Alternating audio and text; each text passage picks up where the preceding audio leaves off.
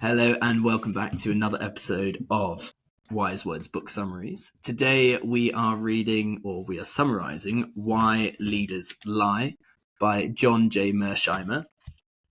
So who is John J. Mearsheimer? Well, he is a prominent American political scientist and international relations scholar known for his theory of offensive realism.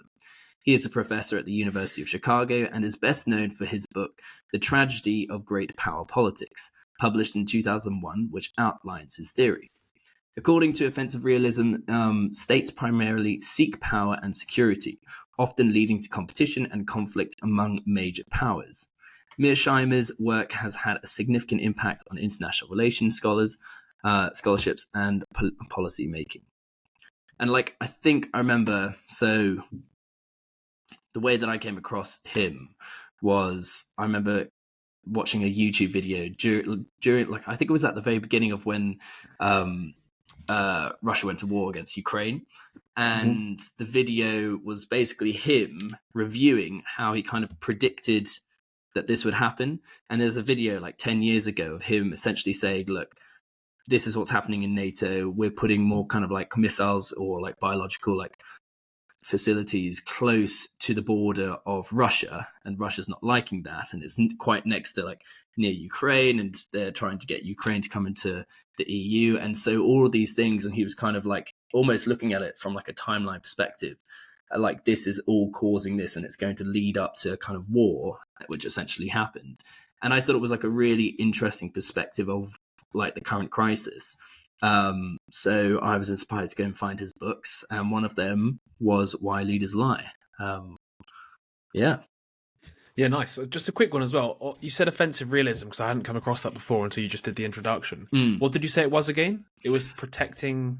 So it's where states primarily seek power and security, which often leads to competition and conflict among major powers. So in this case, the thing that I was so captivated by is because obviously he's an American. I'm making that assumption, but I think he's American. And he was kind of just calling America out on what they do and how they're kind of bullyish, and they go into different countries, which we've seen time and time again, and kind of put in proxy governments and things like that. But I thought it was just a really interesting perspective of America is not always the good guy, they're not always the hero. They can facilitate in these crises happening. And because it was such a kind of novel perspective, I was like, oh, okay, I quite like that. But this was the first time actually just reading that offensive realism, the first time I've come across that. But it sounds I'd be intrigued to learn more about it. I think it's quite interesting thinking about, for me, power and security almost synonymous, in the sense that the more power you have, the more secure you probably are to some degree. But at the same time, if every country's searching for both of that, the more power the more power a country has, the security to other countries becomes less. So it's just there's no winner to this sort of game of power and security, right? And it also then links to this book quite nicely, because in my head, this is the justification some of the times for lying, the national security, the interests of the country, and obviously being perceived as powerful is a way of guaranteeing your security to some sense, by letting out public relations statements about how capable you are to destroy another country or whatever, allows you to gauge to have a perception of yourself that is powerful, and therefore that is a security aim. Absolutely. And I think there's also a relationship between control and power. The more control you have, the more powerful you feel. And as we are well aware, I think America is probably the most powerful country in the world, and so there is probably a pattern of behavior that occurs with that country and others, international relations. But so why leaders lie? I mean, kind of what you're going to learn in this book is in the title itself. So let's just jump straight into it. So introduction. Wait, leaders lie? What seems to make the subjects of leaders lying more interesting to many people is that there are sometimes good strategic reasons for leaders to lie to other countries as well as to their own people. International lying, in other words, is not necessarily misconduct. In fact, it is often thought to be clever, necessary, and maybe even virtuous in some circumstances. Yet, no argument John Mearsheimer makes is more controversial and generates more discussion than his claim that statesmen and diplomats do not lie to each other very often. Hardly anyone seems to believe that this is true, at least when they first hear it. Most people are surprisingly cynical on this issue. And that kind of makes sense. People think, obviously, if you're going to lie, if you're willing to lie to the populace, to the many, to other countries, what would stop you from lying to the person across, the table to you? Yeah. No, absolutely. And I think it very much reflects, like, the dynamic with which you have the dynamic of the relationship you have with other countries and your own people, right? In a way, you kind of, a lot of people lie to preserve the feelings and emotions of other people, right, in daily life. And I wonder whether that could also be said for, how authority members interact with their own people. I was going to even one more addition to this sort of idea is the idea of abstraction. We talked a lot about it in recent books, such as The Arts, like Psychology of Totalitarianism. But like, in my head, if you're going to lie to like a general population, that's a more abstract idea than a person who's visibly in front of the table to you, where you might feel more feelings of guilt and shame related to lying, because you've got those like in-person cues that you don't really pick up from just typing a PR statement which can be published to the world, right? You're more detached from the results of that. Emotional distance that we touched on before. Exactly that. And even the same of like lying to another country is, once again, it's so abstract. A country is all of its people, all of its ideas, institutions, etc. Like, it's so hard to even conceptualize that in front of you that I feel like maybe that is one of the. I don't think he even goes down this route later on, but maybe that is potentially one of the possible reasons for this. And obviously, once again, if you build up a reputation for massively lying between statesmen, they're not going to be able to believe a word you say in the future, right? So there has to be a level of them keeping some sort of level of truth and honesty above board. Yeah, no, it's true. Yeah, it's a good point, actually. Yeah, he doesn't touch on that, but it's a good point. All right, so 2 of the main findings in this book. Number 1, leaders do not lie very often to other countries, but instead seem more inclined to lie to their own people. Although lying is widely viewed as reprehensible behavior in ordinary life, it is acceptable conduct in international politics, because there are sometimes good strategic reasons for leaders to lie to other countries and even to their own people. Nevertheless, there is actually not much lying between states. Leaders do lie to other countries on occasions, but much less often than one might think. And it's funny because I think there is this kind of default idea that there must be lying going on all the time. But actually, I feel like you can never know if the other country doesn't already know the truth. And so lying brings more consequences, essentially. Right, like everyone's got their own kind of like spies or secret services to an extent, and imagine like you just lying to them and they're like, I already know this, I know the truth. So interesting. And then number 2, leaders appear to be more likely to lie to their own people about foreign policy issues than to other countries. That certainly seems to be true for democracies that pursue ambitious foreign policies and are inclined to initiate wars of choice, i.e. when there is not a clear and imminent danger to a country's vital interest that can only be dealt with by force. I thought that was quite interesting. Yeah, and I wanted to jump the gun here and get straight into some of the different types of lies, because obviously it's really appropriate right now, but we're gonna hold that to later, because obviously ruin the rest of it. So logic v morals. So practical logics almost always override well-known and widely accepted moral strictures against lying.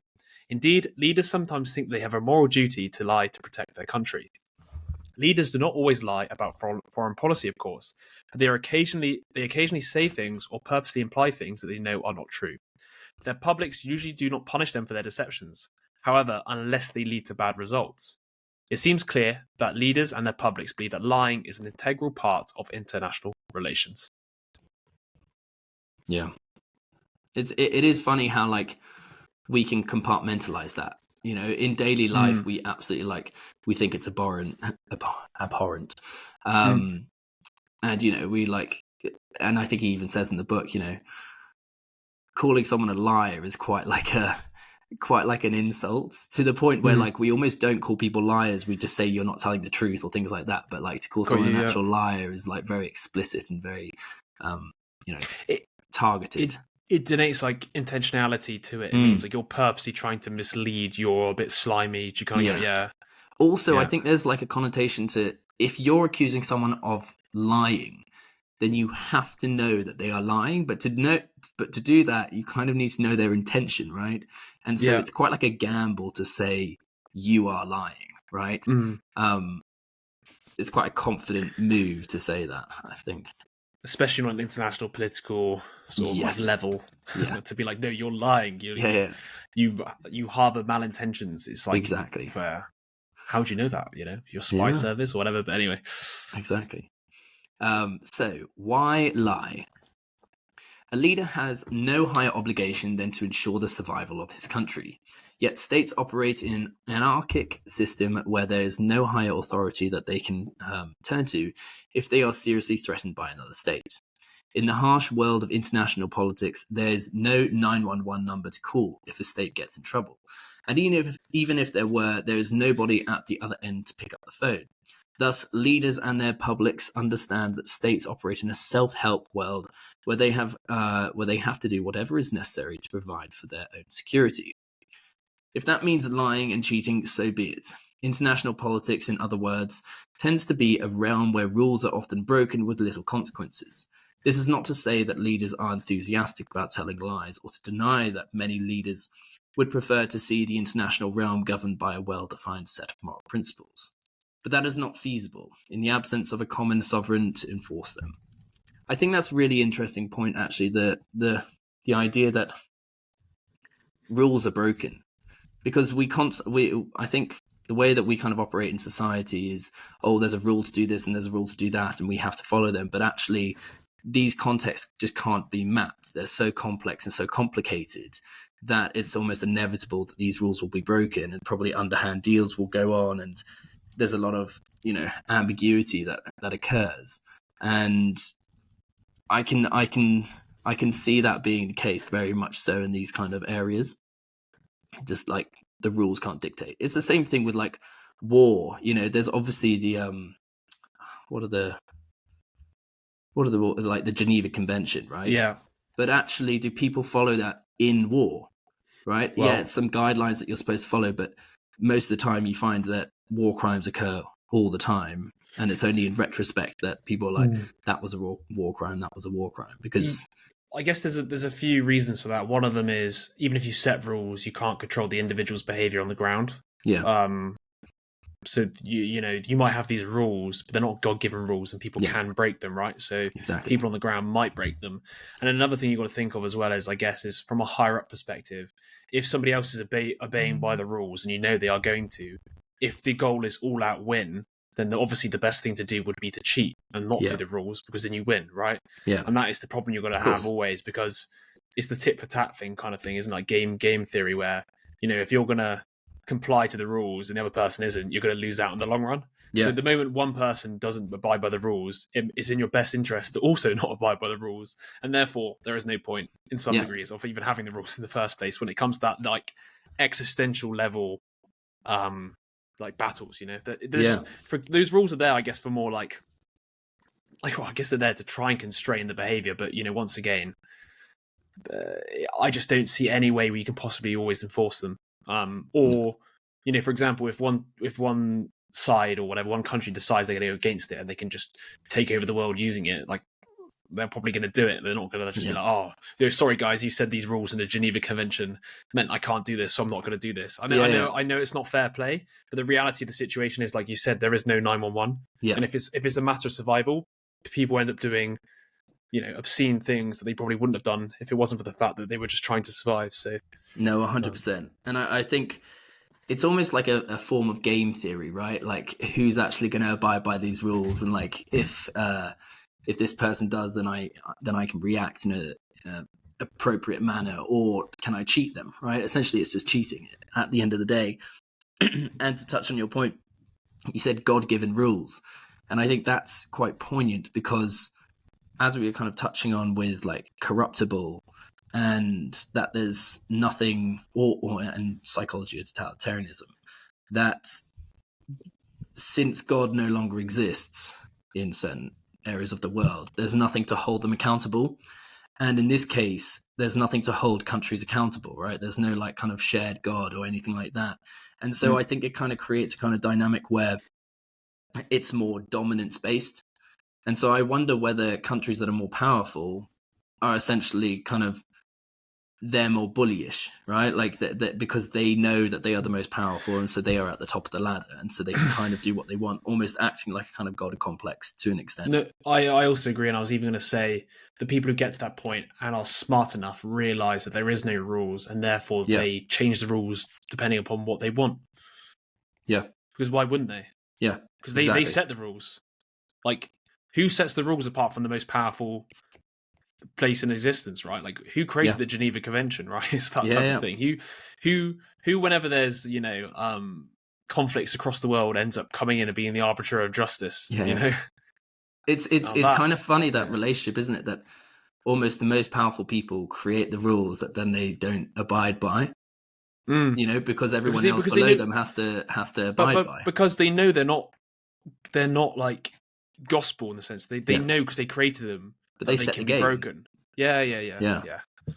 It's an interesting point, and like one of the things that I took away from watching his YouTube video on the Ukraine crisis was, at the time, a lot of people were like, "This is terrible of Russia to do this, to go in and invade Ukraine," and I'm not disputing that at all.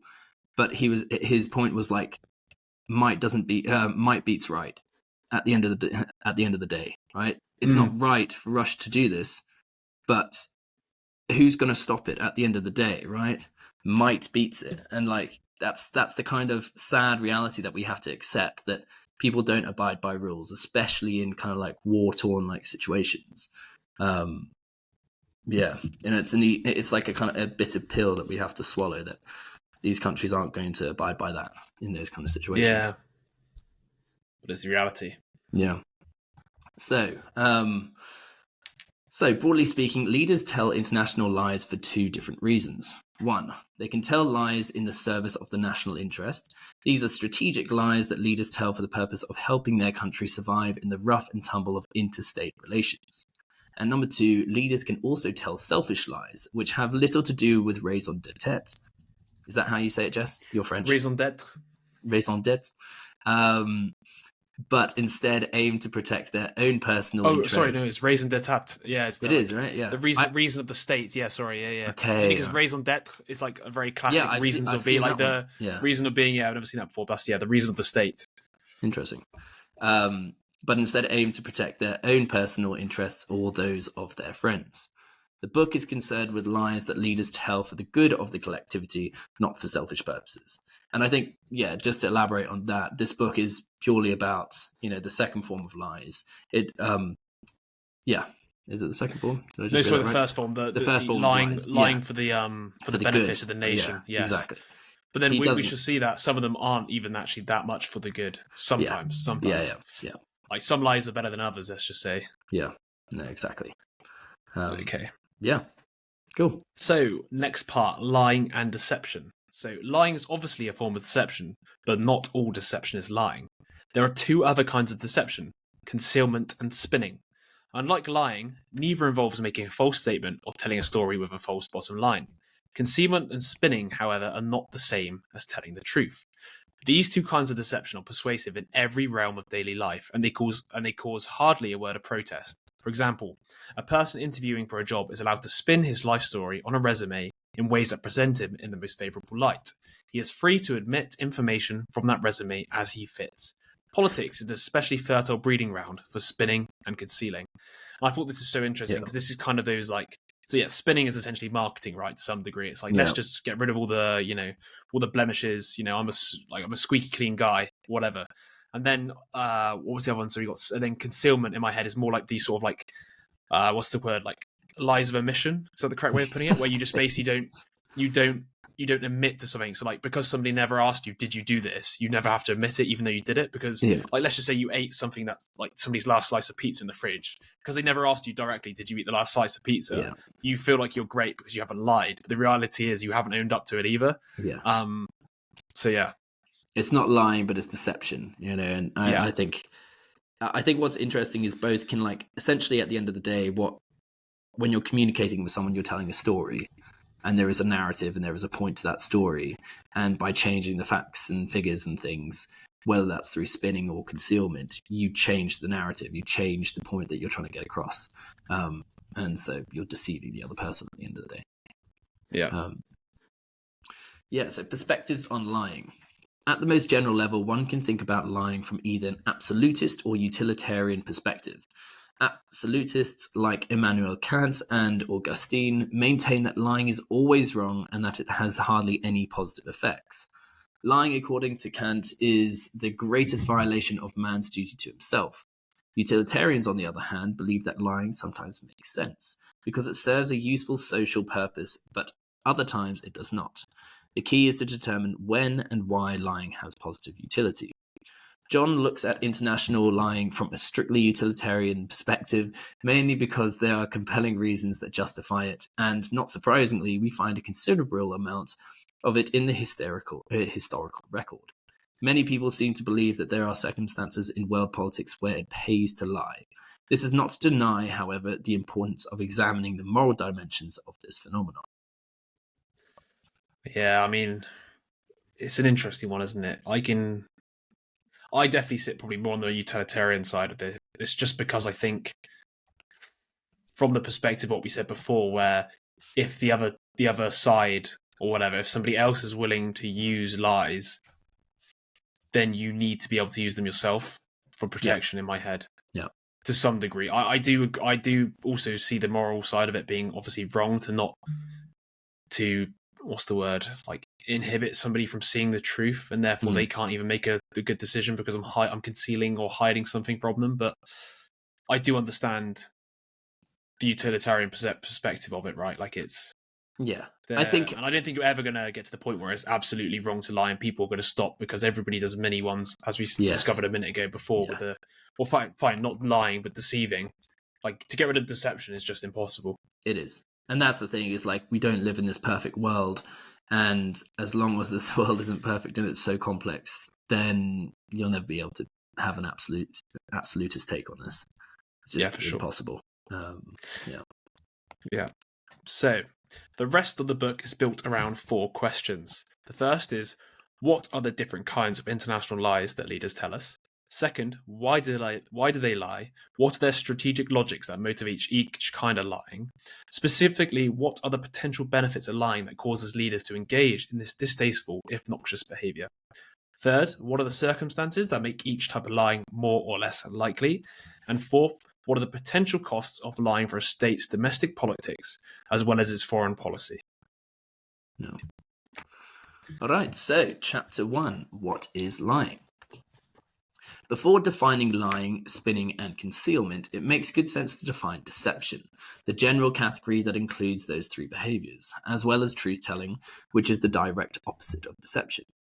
So, truth-telling is when an individual does his best to state the facts and tell a story in a straightforward and honest way. Every person invariably has limited knowledge about the details of any case and biases as well. Memories can also be faulty, and it is impossible to relate every fact one knows when telling a story.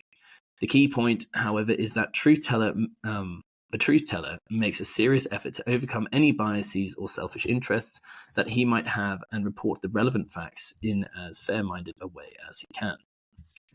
Deception, in contrast, is where an individual purposely takes steps that are designed to prevent others from knowing the full truth, as that individual understands it about a particular matter. The deliberate aim, in other words, is not to provide a straightforward or comprehensive description of events. A person lying when he uses facts, even true facts, to imply that something is true when he knows that it is not true. In such cases, the liar is purposely leading the listener to a false conclusion without explicitly stating that conclusion. Spinning is different from lying. Although there will be some cases where the distinction is murky, spinning is when a person telling a story emphasizes certain facts and links them together in a way that plays to his advantage, while at the same time downplaying or ignoring inconvenient facts. Spinning is all about interpreting the known facts in a way that allows the spinner to tell a favorable story. It is all about emphasizing and de-emphasizing particular facts to portray one's position in a positive light. Which is exactly what you were saying before, the kind of like whole marketing aspect of it. And you can just imagine how much this occurs in like newspapers and, you know, like heads of state and things like that. Like, you know, always, it's essentially framing everything in a positive light, kind of rhetoric at the end of the day. Well, like if you look as well into all the other books you read around, like evolutionary psychology and stuff like that. So like the elephant in the brain and stuff, it kind of talks a lot about how we obviously try and always give off the best, you know, impression of ourselves to other people. Like we're always putting on some sort of level of fake, like not fake, but I guess facade, right? Which is, I guess, to some degree fake in some levels, right? Some more fake than others. But because it's almost like built into us to care about that, people's perceptions of us, we're almost like inclined to do this spinning at all times. Yeah. Like we're very happy, think about it, we're very happy to talk to friends about the positives or boast about the positives on LinkedIn or whatever else, social media, not whatnot.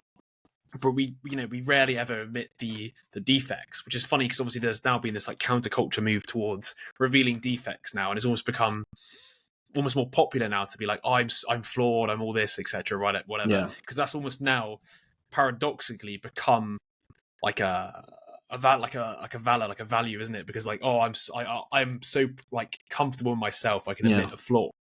But it's just interesting. So I do think we are wired for that as individuals, and therefore obviously that must play out into other domains. Like even if it's like business, whatever, like people are gonna take credit for like good decisions and obviously downplay bad decisions, like the attribution bias, whatever it's called, where, you know, we give ourselves the benefit of the context, and other people it's just because they're bad people whenever we're like criticizing them. Yeah, no, absolutely. Like it is such an interesting point. And I remember when we were reading around like the elephant in the brain, I remember us constantly saying like truth comes second to like conformity or like reputation. And it's true, because in reality, truth doesn't matter as long as you're kind of surviving and reproducing, and like on an evolutionary level. That's essentially it. It's that we've kind of developed society to a point where now we think about these like, you know, higher problems to an extent, which is lying and morality and things like that. I was even going to say like if truth was the most important value, then why have we believed so many falsehoods in the past? It's pretty evident. Like a philosopher. That's a Jess Oliphant 2023 Wednesday 1st November quote. Take that. There we go. I love that. So, concealment involves withholding information that might undermine or weaken one's position. In cases of this sort, the individual simply remains silent about the evidence because he wants to hide it from others. Of course, if he is asked questions about the matter and lies to conceal it, that behavior fits the definition of lying. Lying, as emphasized, is usually considered deplorable behavior, whereas most people seem to believe that it is acceptable to spin and conceal, even though these behaviors are designed to deceive. One possible reason for this difference is that lying is more difficult to detect and protect against than either spinning or concealment. Liars make false assertions in ways that are designed not to raise any doubts about the truthfulness of their claims. Skillful liars present false assertions with an air of certainty and makes it especially difficult for the target audience to figure out that it is being bamboozled. Not surprisingly, there's hardly any stigma attached to lying about one's reservation price in business dealings.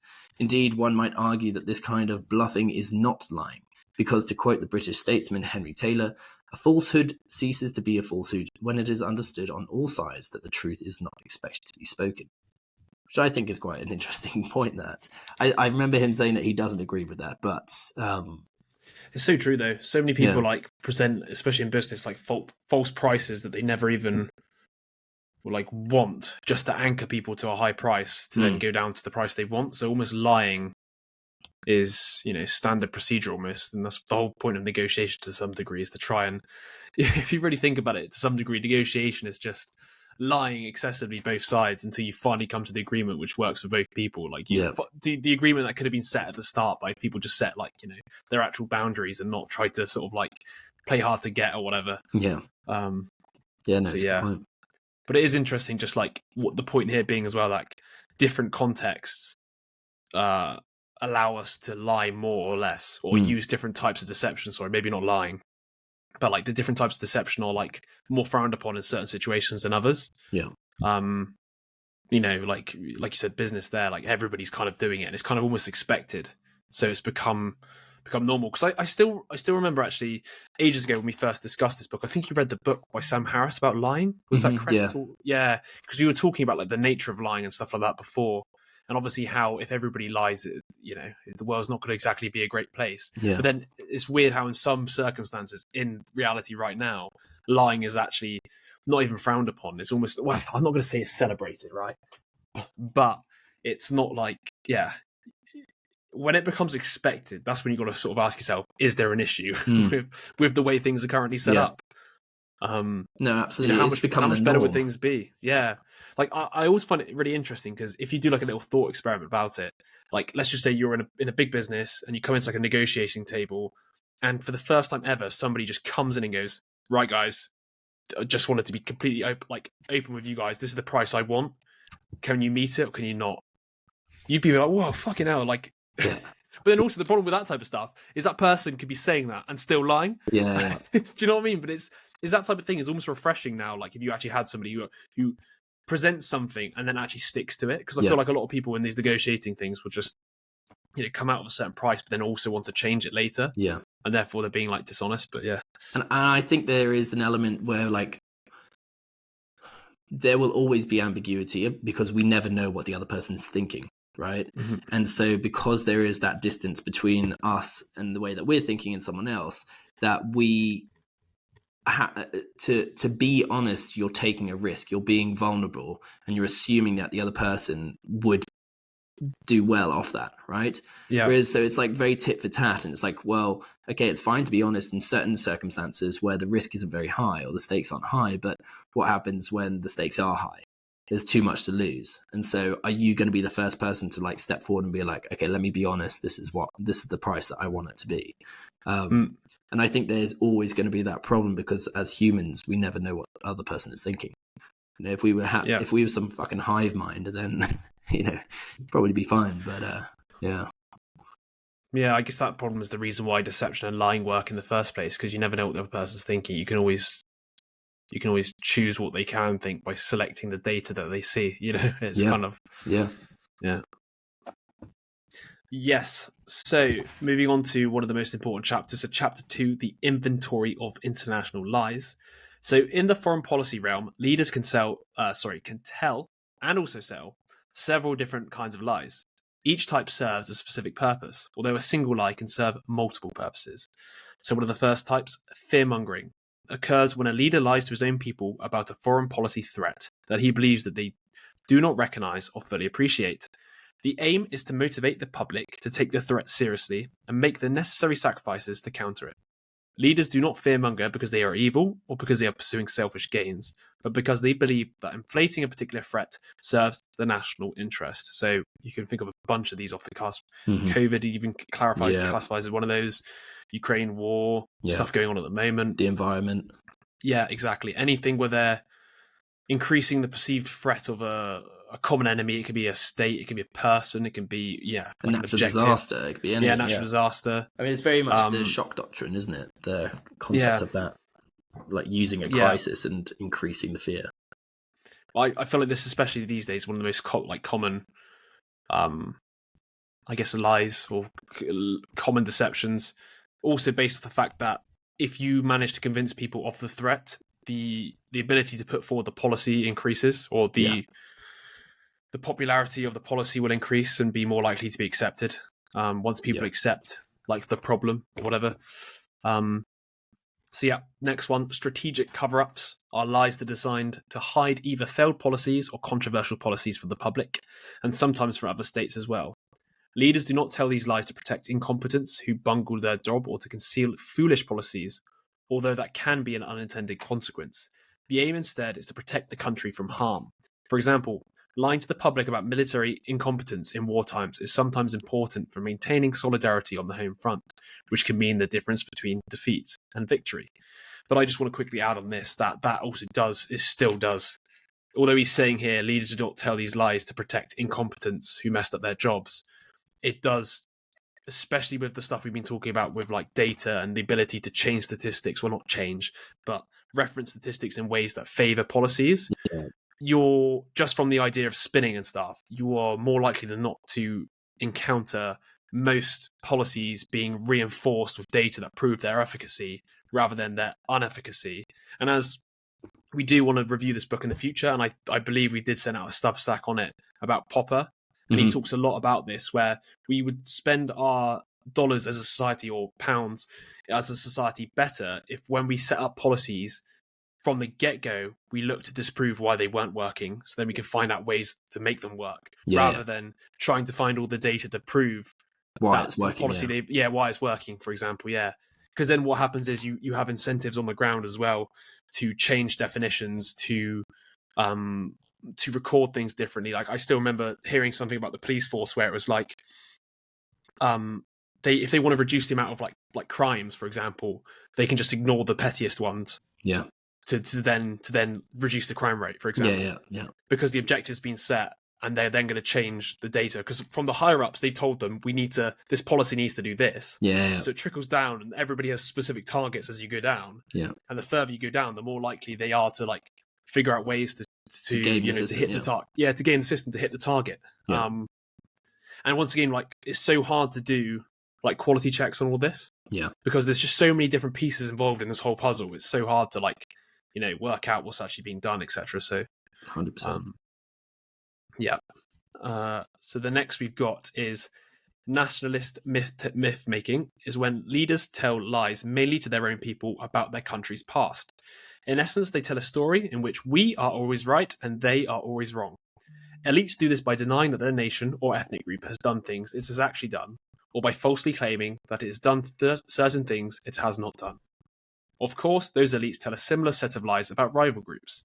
The purpose is to create a powerful sense of group identity among the broader population, because that is necessary for building and maintaining a viable nation state and for motivating people to fight wars for their homeland. And I think that makes a lot of sense. And I think you can't not do it to an extent, because you wouldn't be able to take any action if you didn't galvanize people into a kind of group identity. If you didn't identity, if you didn't like create, first of all, you have to create the boundaries of your identity against other people's identity. What separates us from the Germans, right? Like in World War II, right? Like what makes us different? So naturally, and then if you want to take action on something, you can imagine that you're going to accentuate certain features and then lambast the other kind of groups. Well, it's kind of like the big sort of like far left sort of points, which is like all these horrible actions in the past, like colonialism and stuff, has been completely ignored or blemished from this sort of like, it's not part of like the history curriculum for these countries, because we almost don't want to admit the past to some degree, which is quite interesting, because once again, the victor writes the story, the people who are up top write the history that we're told. Because obviously history is so infinitely complex, because you can look at history from a macro perspective, like what happened, when, where. You can also look at it from like an individual perspective, like evolution of ideas, cultures, etc. Yeah. And it's a lot more complex than we kind of like give it credit for. No, absolutely. And I think there's also something to be said that like because of a democracy and how it works, and the fact that we vote certain people in for us, that they can't really act to an extent without our permission. And so they have to get us on board. And one of the main ways to do that is to kind of, accentuate these kind of myths that like really tap into our like kind of social group identity, the identity, nationalist identity to an extent. So the next one we have is liberal lies. So these are designed to cover up the behavior of states when it contradicts the well-developed body of liberal norms that is widely accepted around the world and codified in international law. Countries of all kinds, including liberal democracies, sometimes act brutally towards other states or form alliances with particularly odious states. When that happens, a state's leaders will usually invent a story for their people or the wider world that tries to disguise their illiberal actions with idealistic rhetoric. And that's also a very interesting point, because you could say some sort of like alliances between, I don't know, people in the Middle East, and they always say like, oh, this like dirty oil money and stuff, like all this crap, and then they still end up, making alliances. There is some level of like, this is kind of what like this prime example, isn't it, where it's like the countries the alliances are being set up with don't have the same values, but there's value within that like alliance. Yeah. So therefore they do it anyway, and they try and downplay the realities of the country or whatever. Yeah. No, 100%. And I think that's actually one of the main issues, is that we don't hold. Well, the thing is that like different countries have different liberal norms, right? But there are some things that verge on like that is definitely wrong. Like, harvesting people's organs in China is wrong, right? But yet we still do a lot of work with China, and we don't hold them accountable. And where there's probably an ethical argument about whether we should, what makes us entitled to hold other people accountable, other countries accountable? Like, do you get involved? Yeah. But I think there's still touches on a point there, Yeah, I guess another thing, once again, is moving away from abstractions, is you're not exactly dealing with the person who's carrying out that organ harvesting. Yeah. I guess you could obviously argue the higher ups in China should be banning it, whatever. I don't know the situation at all. I'm just chatting some with here. But at the same time, when you deal with somebody from China, let's just say it's me or whatever, it's usually somebody who has nothing to do with it. So therefore, can I hold them to the same account as the government or the people who are deciding to do this? I can't. I can obviously choose not to work with organ harvesters, but also at the same time, they're obviously going to conceal that bullshit. Yeah. So, no, it's true. Very true. Okay. So next one. Social imperialism occurs when leaders tell lies about another country for the purpose of promoting either their own economic or political interests, or those of a particular social class or interest group. The aim is to divert the public's attention from problems or controversies on the home front in ways that will benefit a narrow slice of society, not the general welfare. For example, leaders might try to solidify their hold on power by exaggerating a threat and creating fear on the home front, which in turn will lead the public to rally around the regime. Yeah, that's quite an interesting one. I guess once again with this type of lying and the fact that it's used, and the fact we now just spoke about it and know about it, you might start viewing all the crises through a lens of, is this just another way of getting support for the regime or whatever, support for the current government structure. And it's very hard to distinguish when it's being done and not done for at least the right reasons. Yeah, for exactly that, because. Yeah, and also I do think sometimes with this type of lie, it's quite opportunistic. Maybe it's more like there is a crisis, they see it, and they're like, okay, wow, if you can create a narrative where we're the strongest candidates to like deal with this crisis, then we're going to stay in power, for example. So I guess it's less. I think it's less more like constructing a fake event and more capitalizing on events that happen. Yes, I agree, and I think you could also draw a parallel to psychology of totalitarianism, where they mentioned the idea of presenting an object for the object of aggression, right? Like people have this kind of, deep-seated frustration at something because of that kind of anxiety that he mentions as free-floating anxiety. And so you need to present like an object of frustration or aggression that people can inflict it on. And I think that's probably opportunistic as well, because you could be like, well, okay, what can I present here that explains a lot of people's frustration in society? And that kind of also makes them rally around my kind of regime or agenda. Yeah.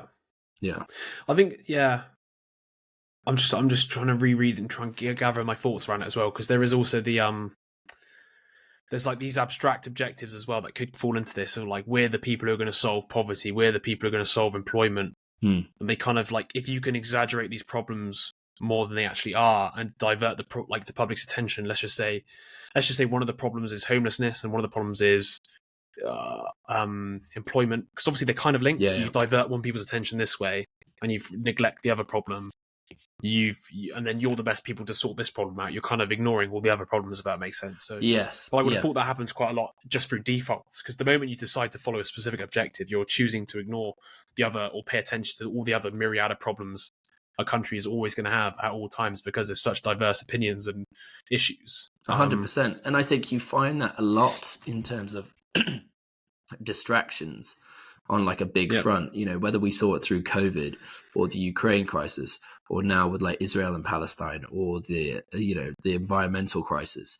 I think there's a lot of things that, like, 1 minute something's going on, and then the next minute everything is diverted, all tension is diverted towards somewhere else. So we almost forget about what is actually happening. Yeah. I mean, one would say there's just too many problems, right? It's just or that someone's creating them, but you know. I don't know. I think. I mean, going off the back of like the shock doctrine, once again, you know, the idea is that if there's a crisis, you take advantage of it. If there's not a crisis, then you create a crisis to take advantage of it. Right? Like, so you never know. And like, you can get too conspiratorial with this whole kind of way of thinking that every problem is created just so, you know, we look in the direction that they're telling us to. But I think it's not like it doesn't happen either. I think with that type of stuff as well, I think it's also a case of what I was saying before, the social imperialism. It's like they see an opportunity and they take it. I'm not a massive believer in manufactured crises. I think there's human caused crises with like effects that people didn't realize were going to happen, but they do something down here and then something happens over here. But then they're like, oh wow, an opportunity to like do something, to buy whatever. Like with the shock doctrine, when it comes to like coming in doing economic reforms in other countries because, you know, there's a crisis there. There's also an argument to be said for why wouldn't you make the most of a crisis? Like, let's say there is a natural disaster, right? Then you wouldn't just accept that the disaster is there. You would try and do something. You try and make some good out of it. It's just some of the people who make some good out of it. It's very like a small population, and they're the ones who benefit, and then a lot of people end up losing out. It's baked into the system to some degree. Like, you know, everybody's talking about returns on investment, and that's kind of like the ethos of capitalism to some degree. Yeah. It's like, well, there's an opportunity here to buy something cheap. Oh, big chance of return on investment. Yeah. But it turns out the people who own the capital are like the 1%. Therefore, they're the ones reaping the biggest return on investment or whatever. So they're just driven by the incentives that's been set, I guess, to some degree. But I'm not making excuses for them. But yeah, let's get through the line. I think we're almost there. I think we're on the last lie here. So ignoble cover-ups are when leaders lie about their blunders or unsuccessful policies for self-serving reasons. Their main aim is to protect themselves or their friends from well-deserved punishment. This kind of lie is not designed to benefit the wider public, which is the main purpose of a strategic cover-up.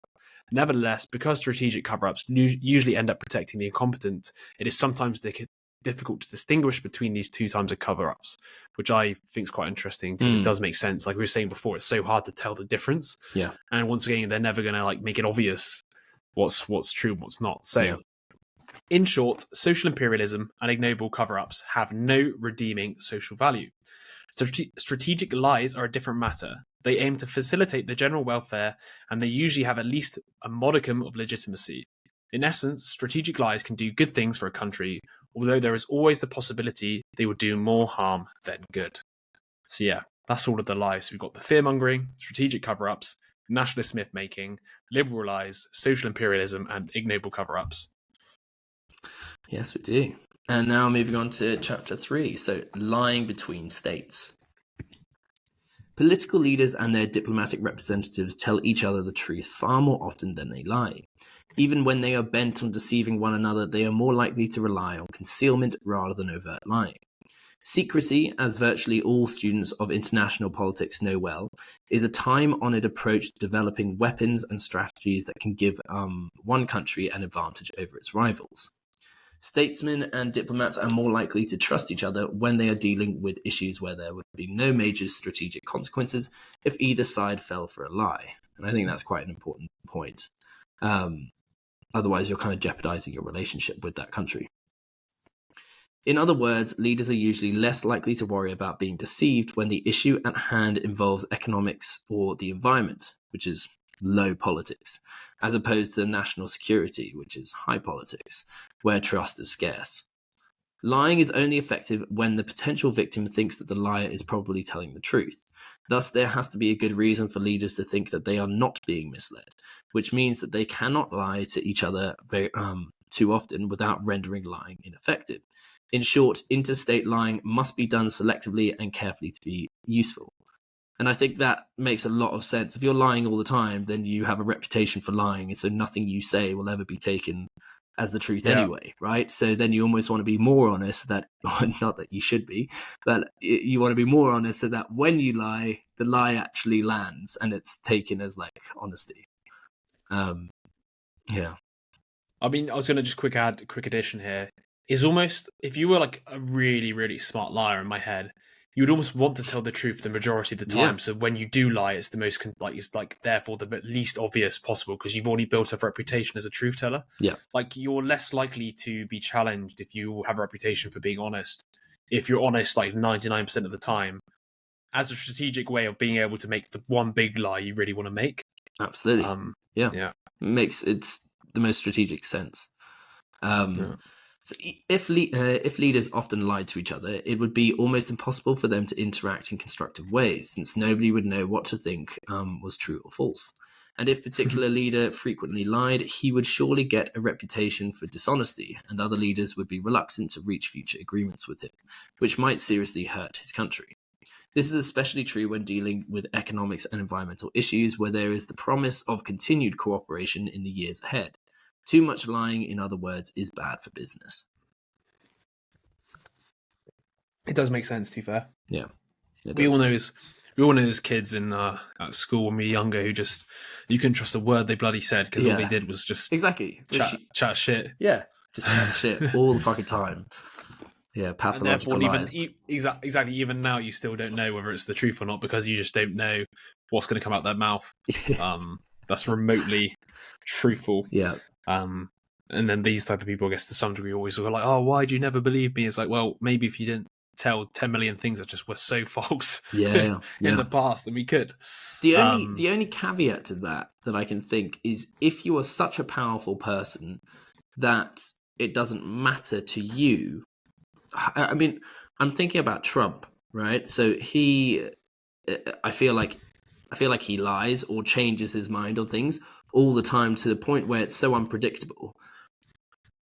But he's still he was still the president of the United States, right? And so doesn't matter to him as much. I mean, everyone has to deal with the United States, and because he's the big dog, it's almost like you just have to accept what he says to an extent. Yeah, there's a few things, I guess, as well, is most people don't even try and verify if something's true or false, especially if somebody says it with enough confidence. So, I mean, the people who do check realize he's lying, but most people just don't even check, and they trust to it's that like Daniel Kahneman thing where like instead of like thinking a lot about it, they replace the question of like, is this guy telling the truth with like, do I like this guy or does this guy seem trustworthy? And then they say yes to that, and therefore from then on they always just accept what they say. No, it's true. So I guess it's more of that. And then I guess another part of it is as well. Well, I guess it's the confidence for sure. I guess there's also the whole tip. I guess it's just really hard with some of the stuff that these people say, especially high up. If I'm gonna to have the data to prove that they're lying, accept what he says. If you kind of get what I mean, you can't just. If the consequences end up damaging me, then fine. Yeah, but it's so hard to know. Like, if let's say they say this statement, whatever, like this amount of statistics, where does the average person get those statistics to be able to verify the claim? I don't think it's about verifying though. It's like if we accept what they say and then the result is bad for us, then next time we won't accept what they say.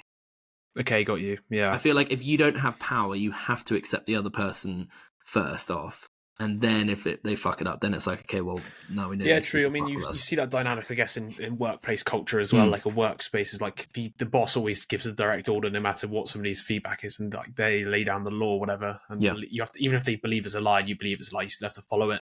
Yeah.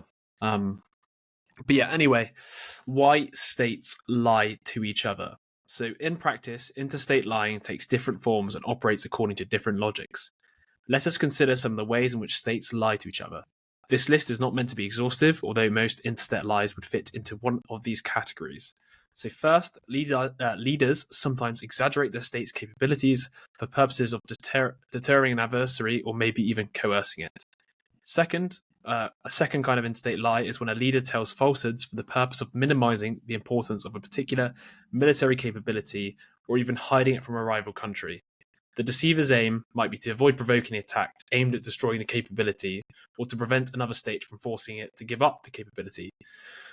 Third, a country's leader might downplay their hostile intentions toward another state to disguise an attack on it. Sometimes leaders bent on concealing an aggressive action against another country are forced to lie about it when reporters at home start asking probing questions about the impending operation. Those lies, however, are ultimately aimed at the country that is being targeted, not the leader's own citizens. Fourth, a state might lie to downplay its hostile intentions towards a rival state, not to facilitate an attack, but to avoid needlessly provoking that rival. A fifth kind of in-state lie is when a country attempts to affect the behavior of a rival state by threatening to attack it, even though it has no intention of actually starting a war. That empty threat might be designed to coerce an adversary into doing something it does not want to do. Sixth, leaders might lie to provoke another state into attacking their state or another country. Seventh, a country that is worried that its allies are not paying enough attention to a dangerous rival state might lie about that adversary's capabilities or behavior to make it look more menacing to allies. An eighth kind of in-state lie is where leaders mislead to facilitate spying or sabotage during peacetime, as well as to limit the international fallout if caught in the act. Ninth, states lie to gain advantage in the course of conducting military operations in wartime. During World War II, for example, the British mounted a massive deception campaign against Nazi Germany, in which lying was commonplace. Indeed, it was in the context of these operations that Churchill made his famous statement that in wartime, truth is so precious that she should always be attended by a bodyguard of lies. And finally, the 10th kind of in-state lying involves leaders attempting to get a better deal for their country when they are negotiating treaties and other formal agreements. They might lie to their bargaining partners about their own assets or capabilities. Or more likely, they might bluff about their reservation price, the price above or below which they would not be willing to cut a deal. And as you can see, I mean, from a general sort of summary of all of them, they all revolve around sort of, once again, the power, security, sort of dynamic. Exactly. The stakes are very high, essentially. Yeah. Right? You're dealing with war. You're talking about countries invading you or you invading countries or strategies on how to invade their countries without them knowing. I mean, or like, you spying on an ally. Like, all these things are like to either avoid war or to win war, essentially. A lot of it comes around that. So you can understand why, why lies are used in those situations, because the benefit outweighs the consequences. So when states tell each other lies, there are a few sets of circumstances which are likely to promote interstate lying. Countries that are located in dangerous areas where there is intense security competition are more likely to lie than states that live in relatively peaceful regions. This tendency is largely a result of the high premium that states place on survival.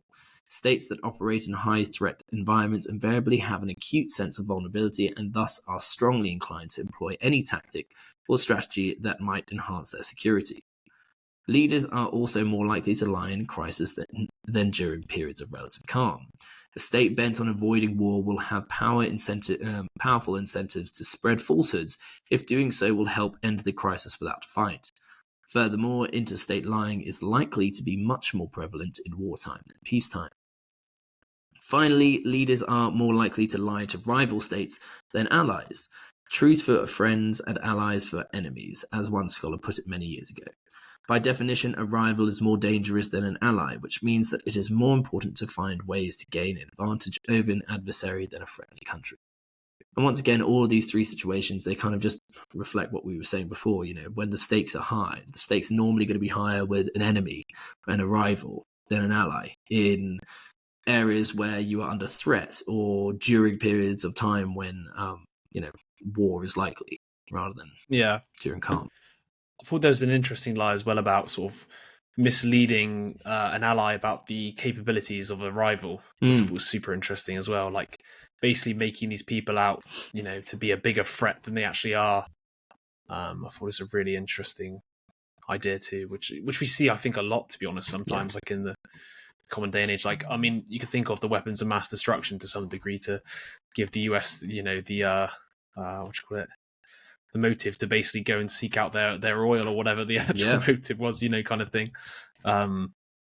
At the end of the day, it's a strategy, right? And it's that's it. Like, all these just strategies. I think we said this before, didn't we? With for God's sake, what was the book? Corruptible, with Dirty Hands and stuff. The idea that these leaders are like dealing with different problems. They're dealing with stuff we don't personally see ourselves. They're literally optimizing for something that, like, a situation that we don't understand, because they obviously have the spy networks, the actual intelligence of like countries' like intentions, goals, or they have a better idea than obviously we do. We just see what's in the mass media. We come up with our own opinions. They're like, they're acting aggressively towards this, whatever. But bearing in mind, that's also been selectively told to you for these exact reasons that we're giving you right now, to create this idea of like tension or threat. So yeah, cool. We are now, I think, of the rest of this book, I believe the chapters are sort of based into like more detail of the exact types of lying. So chapter 4 is fearmongering. So fearmongering occurs when a state's leaders see a threat emerging, but they think they cannot make the public see the wolf at the door without resorting to a deception campaign. Leaders engaged in fearmongering might work to create a threat that hardly exists in the public's mind. Or more likely, they will exaggerate or hype a recognized threat that is not causing much alarm outside of government circles. The ultimate goal could be to build support for a containment policy by getting the policy to back increased defense spending, enlist in the military, or support a draft.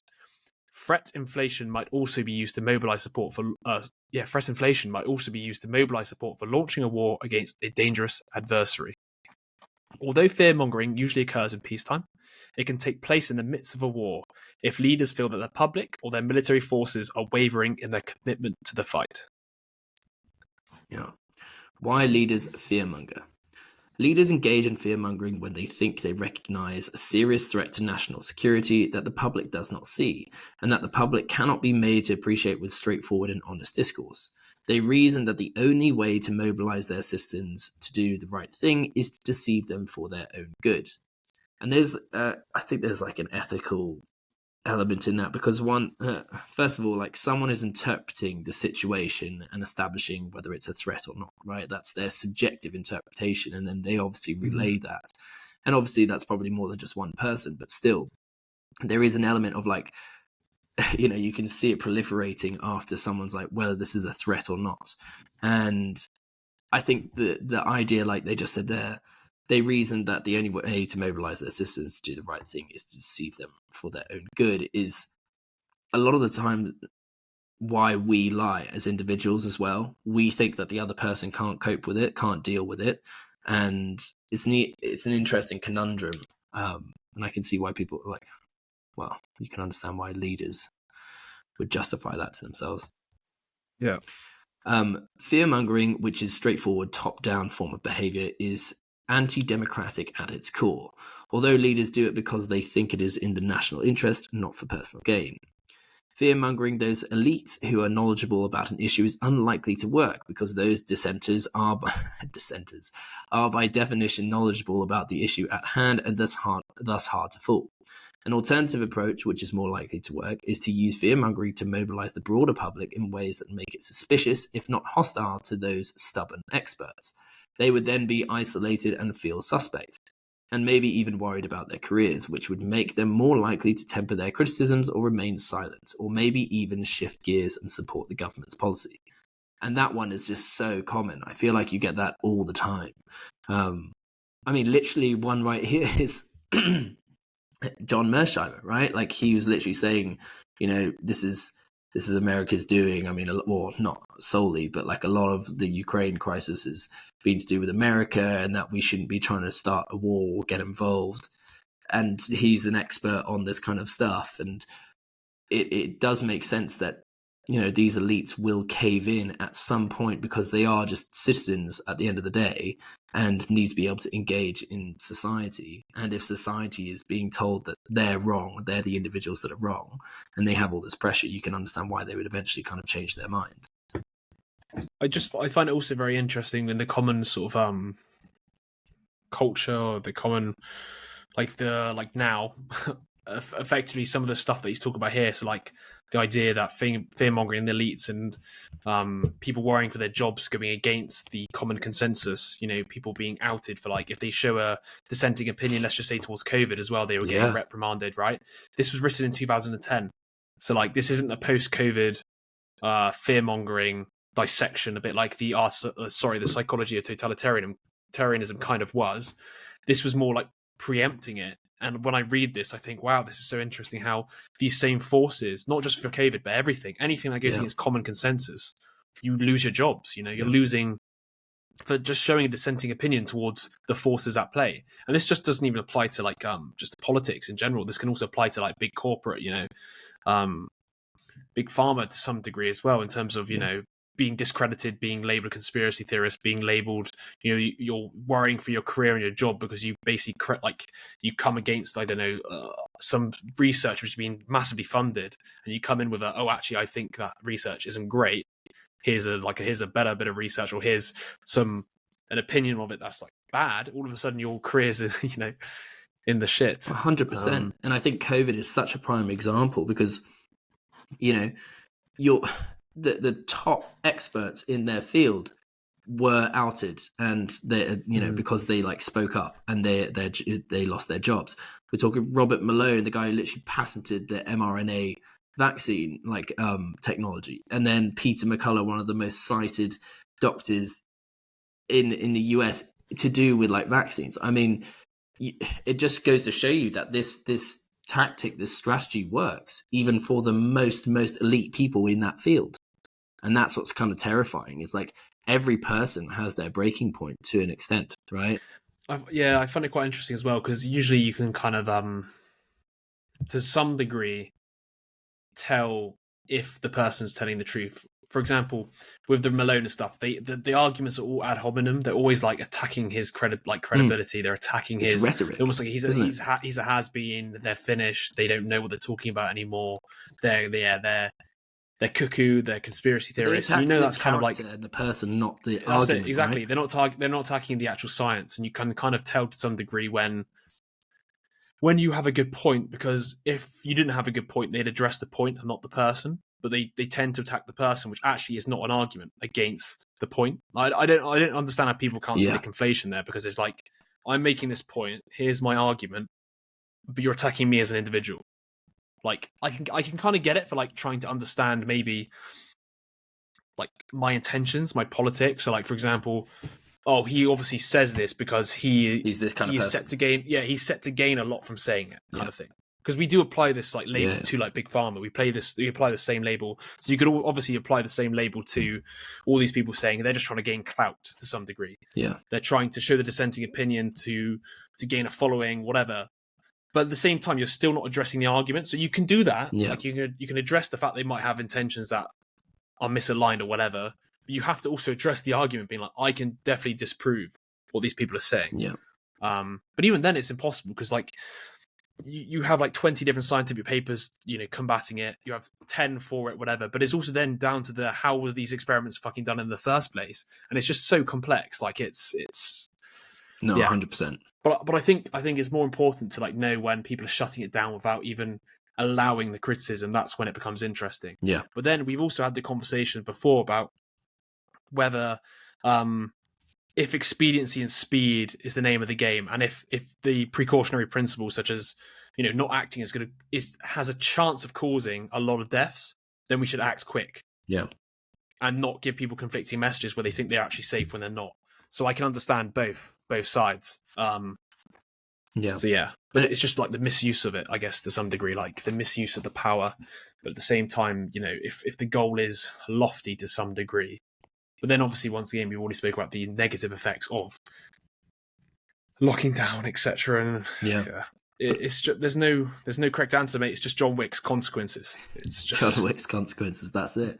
It is interesting though, because once again it ties in with that what we were saying earlier. Like truth comes second to conformity, and that's what will win essentially. If there's so much pressure for people to conform or to have some kind of reputation to live their life in society, and you prey on that, and that will eventually break in a lot of circumstances. Yeah. Cool. So to finish this chapter off, we've got a nice little quote. So, fearmongering in general assumes the public are unable to handle the truth. So neoconservative thinking about the broader public's inability to handle truth is captured in the following comments by Irving Kristol, one of the founding fathers of that movement. In quotes, there are different kinds of truth for different kinds of people. There are truths appropriate for children, truths that are appropriate for students, truths that are appropriate for educated adults, and truths that are appropriated for highly educated adults, and a notion that should be one set of truths available to everyone is a modern democratic fallacy. It does not work. And that's just a super interesting quote. Yeah, because it is a good quote. If the people who are, who were the founding fathers of the neoconservative movement, which is obviously one of the sort of the systems we find ourselves in, thinks that, then you can imagine what the people think up top to some degree. Yeah. No, I can actually, funny enough, I can actually see the logical argument for it as well. I can understand it. Do you know what I mean? This is what I find with all this stuff. It's not. There's an element of truth. There's a grain of truth. There is an element to it that you could see why they believe that. Like, it's that classic, you can't handle the truth. I mean, fuck, we all can't handle the truth to some degree. Yeah. Like, there's parts of it, like, I guess if people, I'll give you an example. If people told you what they really think of you, and like were absolutely categorically like direct with you, you would fucking hate it. And people can't handle the truth because you can't even see yourself. Like, we all live in our false illusions of who we think we are. So if people even tell us the truth in that aspect of things, we hate it. Yeah. We want to be told we are who we think we are. We're the hero in our own stories or whatever. We don't have shortcomings. I mean, we do. Obviously, we all do, but like, we kind of don't want to believe these things. So therefore, we almost show from day to day that there are aspects of truth that we can't handle. Yeah. So you can understand why somebody would come to this sort of conclusion where like different people require different truths. And for example, do you want to give kids? I mean, we act like this every day. We don't give kids the truth. We protect them from the realities of the world to a certain point where we think they are able to understand them and deal with them. So I get what he's saying. And then obviously, depending upon your level of, I don't know, I guess education within certain areas, you can handle different levels of truth within those areas, so to speak. And I can understand it. Yeah. But whether or not that's the actual best way to have a functioning society is a completely different question. No, 100%. I think, once again, you're operating in a different landscape, different rules when you're operating it with like interstate relations, right? It's not the same as like just you and I on like an individual basis. And I think, knowing the truth is one thing, but knowing the truth doesn't change anything. Action changes things. And some people are better at taking action than others. Complaining about the truth isn't going to change anything, right? And that's why I think like in this regard, there is an element of truth to it, because some people are better at taking action, and all that's going to happen is that you say the truth and some people get upset. So what's the point? It doesn't change anything, right? You're just going to have more conflict, more resistance, more friction to doing what you would have done anyway. So many people, like, it goes back to the corruptible. Like, some people have to make terrible decisions between bad and worse decisions. Some people who live in this kind of, absolutist world wouldn't want to make any action, but they have to. You see my point? Like, you got to make the better of the two evils, like the choice that's the least evil, whatever. And you're right, there are some people who just rather be like, I don't want to choose a single one, but the reality is there needs to be tough choices made. Yeah. Exactly. All right, so Chapter 5, Strategic Cover-Ups. Interstate lies are directed at other states, while fearmongering is directed at the home front. Strategic cover-ups, in contrast, are usually aimed at both of those audiences. Strategic cover-ups can take two forms. 1. Leaders can lie about a policy that has gone badly wrong. The motivating reason for the falsehood is to protect the country's interests, not to shield the individuals who are responsible for the policy failure, although that is usually an unintended consequence, exactly like what you were saying before. And number 2, leaders can also lie to hide a controversial but smart strategy because they fear that it will meet serious public resistance and not be adopted. The aim in this instance is not to conceal a bungled policy from the body politic, but to implement a particular policy without arousing strong opposition. In both cases, however, the leaders believe that there are sound strategic reasons for the cover-up. They are lying for what they judge to be the good of the country. The same harsh assessments of the public's ability to think wisely that underpins fear-mongering underpins strategic cover-ups. Yeah, I mean, you can see also why the incentives are likely to, like, you know, if you create a policy that's an absolutely massive fail, you can understand why they're not going to be like, oh, hey, everybody, we absolutely messed it up. We've wasted all your taxpayers' dollars, so don't you worry about it, but we're going to fix this situation. Because you're just going to be like, hell no, get out. Yeah. No, people exactly. don't have any, people don't like politics anyway, so like, that's never going to go down very well.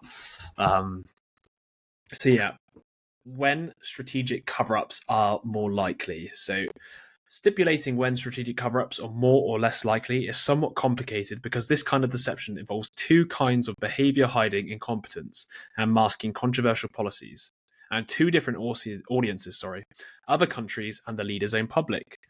So what about controversial policies? They are more likely to be hidden from the public in democracies than non-democracies.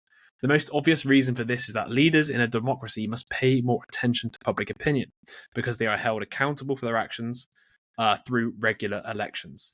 They cannot enunciate a policy that they think is wise but sure to be unpopular and then ignore the political fallout. In such cases, leaders have powerful incentives to adopt the policy but not announce the decision publicly, and then lie if necessary to cloak what they have done. The bottom line is that the likelihood that states will cover up a policy debacle or conceal a controversial policy is usually determined by the same set of conditions that influence interstate lying, but with two important twists. Covering up failed policies is especially likely in wartime, and concealing a contentious policy is especially likely in democracies. And that also makes sense from the perspective of controversial sort of policies in democracy, because obviously you have the public vote. Yeah, they're obviously highly likely to hide them. Whereas obviously if you're fucking like totalitarian as like state or something, yeah, it's just gonna be like, well, it's a controversial policy, but what are you gonna do about it? Yeah. It's like exactly. It's done. Like the policy's there, man. Like you don't have a choice. Yeah. Yeah, and it's funny. Yeah. Like I feel also these things only come out if they work, and if they work, we don't care if they lie to us. You know, we judge. We only care if people lie, like if they lie, if the result is bad. Otherwise, it's just like, well, yeah, we accept it. Like, I mean, it benefited us. Yeah, and it's kind of funny how we like pick and choose our battles. You know, yeah. So moving on to chapter 6, Nationalist Myths. So with the rise of nationalism over the past 2 centuries, numerous ethnic or national groups around the world have established or have tried to establish their own state, or what is commonly called a nation state. In the process, each group has created its own sacred myth about the past, portray it in a favorable way, and portray rival national groups in a negative light. MIT political scientist Stephen Van Avera argues that these chauvinist myths come in 3 principal varieties: self-glorifying, self-whitewashing, and other maligning. Inventing these myths and purveying them widely invariably requires lying about the historical record, as well as contemporary political events. Historical error, as the French political theorist Ernest Renan succinctly put it, is a crucial factor in the creation of a nation. And I think that's just very true. I mean, like, we do it quite a lot. All the time, especially the British. I mean, we've colonized every single person and done committed horrific atrocities and try to, look past them. But once again, it's like, would you identify with something that is so evil or that has such a horrible past? You can understand why they try and galvanize people around like the good aspects of their country or their nation. Yeah. I'm literally just looking at this, and so these 3 principal varieties, right? So I'm understanding obviously the self-glorifying, self-whitewashing. So self-glorifying is obviously being like, we're the best, whatever. Yep. Self-whitewashing is like, we didn't do anything wrong, kind of like get rid of all your sins. And then other maligning is almost like they're the bad guys, right? Yep. I'm wondering if when all three of those come together, that's when you get genocide. That's one of the things I'm thinking of. Well, it depends how much you accentuate them, right? Yeah, of course. Yeah, no, but like the idea of like, we are the best thing ever. We do nothing wrong because we're the good guys. And these guys are, evil. Yeah. Like it's like a really potent mix towards creating violence to some degree. Because you've got that like egotistical, glorifying perspective. You've got this evil, calling others evil as the other maligning, and then the whitewashing being like, not only we are the best, but we are completely clean. Like our cause is so noble. Yeah. And I'm wondering also if you could like sort of categorize different countries now based upon the levels of each one of these. Yeah, like different configuration. These guys have a very high, exactly. These guys are very high self-glorifying. So like Americans, like, America, fuck yeah. Like, so, like I don't think they self-whitewash anymore, but like glorifying, yes. Yeah. But like they must have like different levels, and I'm just wondering if like the potent cocktail is if you have all three of them to like a really high extreme level. Which causes, I don't know, like violence to some degree. Because you can imagine, like, violence almost becomes a necessity if there is an evil bad guy with the absolute good guys with an absolute clean slate. Yeah. And we believe we have a God-given right to take whatever it is these people have because we glorify ourselves or whatever. Yeah. It's such a good point. Also, I think, like, what's interesting is that this isn't just to do with nations. I mean, this could be present in any kind of group, right? Like, they're just factors that could be present. A big group. Yeah, exactly. The nation's just a big group. Exactly. Yeah. And if those things are present in developing any kind of group identity, then you can see it getting out of control. I mean, like Germany is probably a prime example during World War II, right? Like, these are the people, these are the bad guys. They're the ones who've inflicted this like hyper inflation on us and caused all this distress. We're really good, we didn't do anything wrong. Like, interesting. Cool. And in fact, you know what? It's going to be such a tangent, but there's a sales. The one it's called the One Sentence Persuasion course. Oh yeah. Have I ever told you about this? I've read it. Yeah. So like the idea of like, wait, I'm going to try and get it up so I don't butcher it. Wait, I'm going to take me 2 seconds. One Sentence Persuasion. See if I got it here, because it just reminds me a little bit of this, but like at writ large. Here we go. So like, the One Sentence Persuasion course. So what you got to do is you got to encourage their dreams, justify their failures, allay their fears, confirm suspicions, and throw rocks at their enemies to like persuade anybody to do anything. Yeah. It's like mental. Like, this is literally it. Encourage their dreams. You're gonna like, if you're religious, like you're gonna finish in the promised land. Justify their failures. It's not your fault. It's the other people. Yeah, like throw rocks at their enemies is their fault. Yeah. Confirm them suspicions. They're conspiring against you. This fucking cocktail is the cause of horrendous atrocities like across human history in my head. It's mental, because it's almost the same thing there to some degree. It's just like a more granular approach. Like, absolutely. Get rid of their failures. It's not your fault. It's the system. There's an enemy. Throw rocks at your enemies. Justify their failures. Align their fears. Make the fear big. Encourage their dreams. You're going to get this like end goal that's going to be amazing. Because it works not just obviously from a nation perspective of like why you should use violence, but it also works from like, let's just say you want to like achieve something in your career. It's like, it's not your fault, it's the system. You're going to achieve all these great things. The enemy is the corporations, the universities, whatever.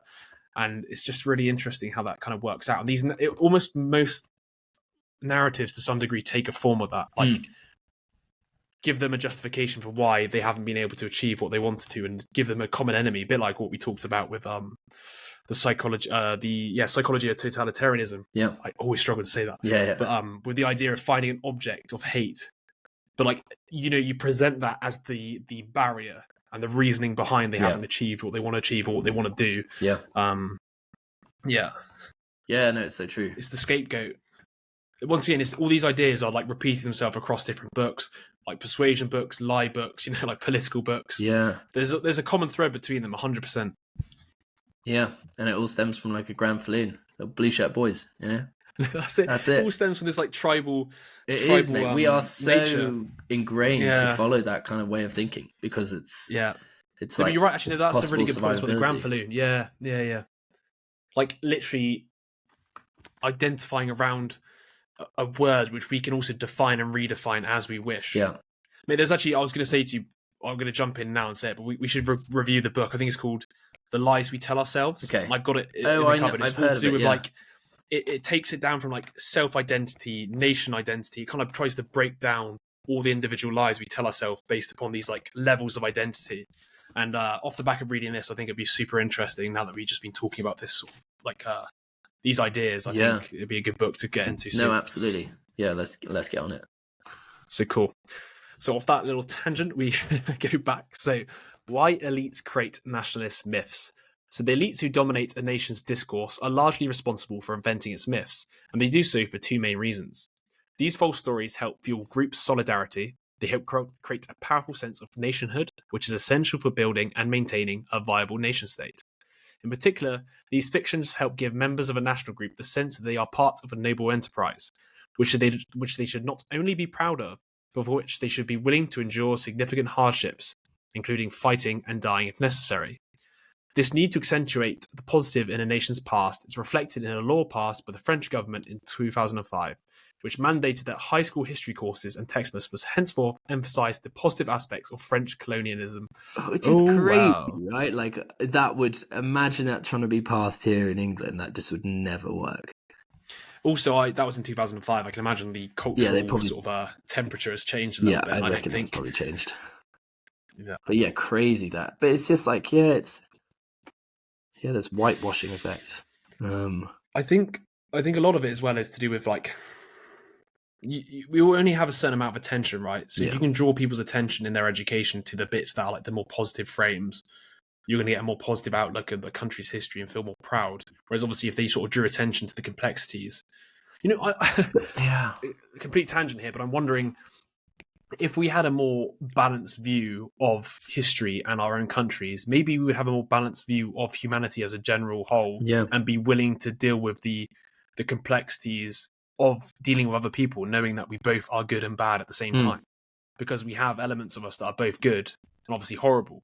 But because we only learnt the positive sides of things, we always have these like frames that are so positive, we forget to be, we almost like try and hide the bad self from ourselves to kill ourselves that it doesn't exist when it does.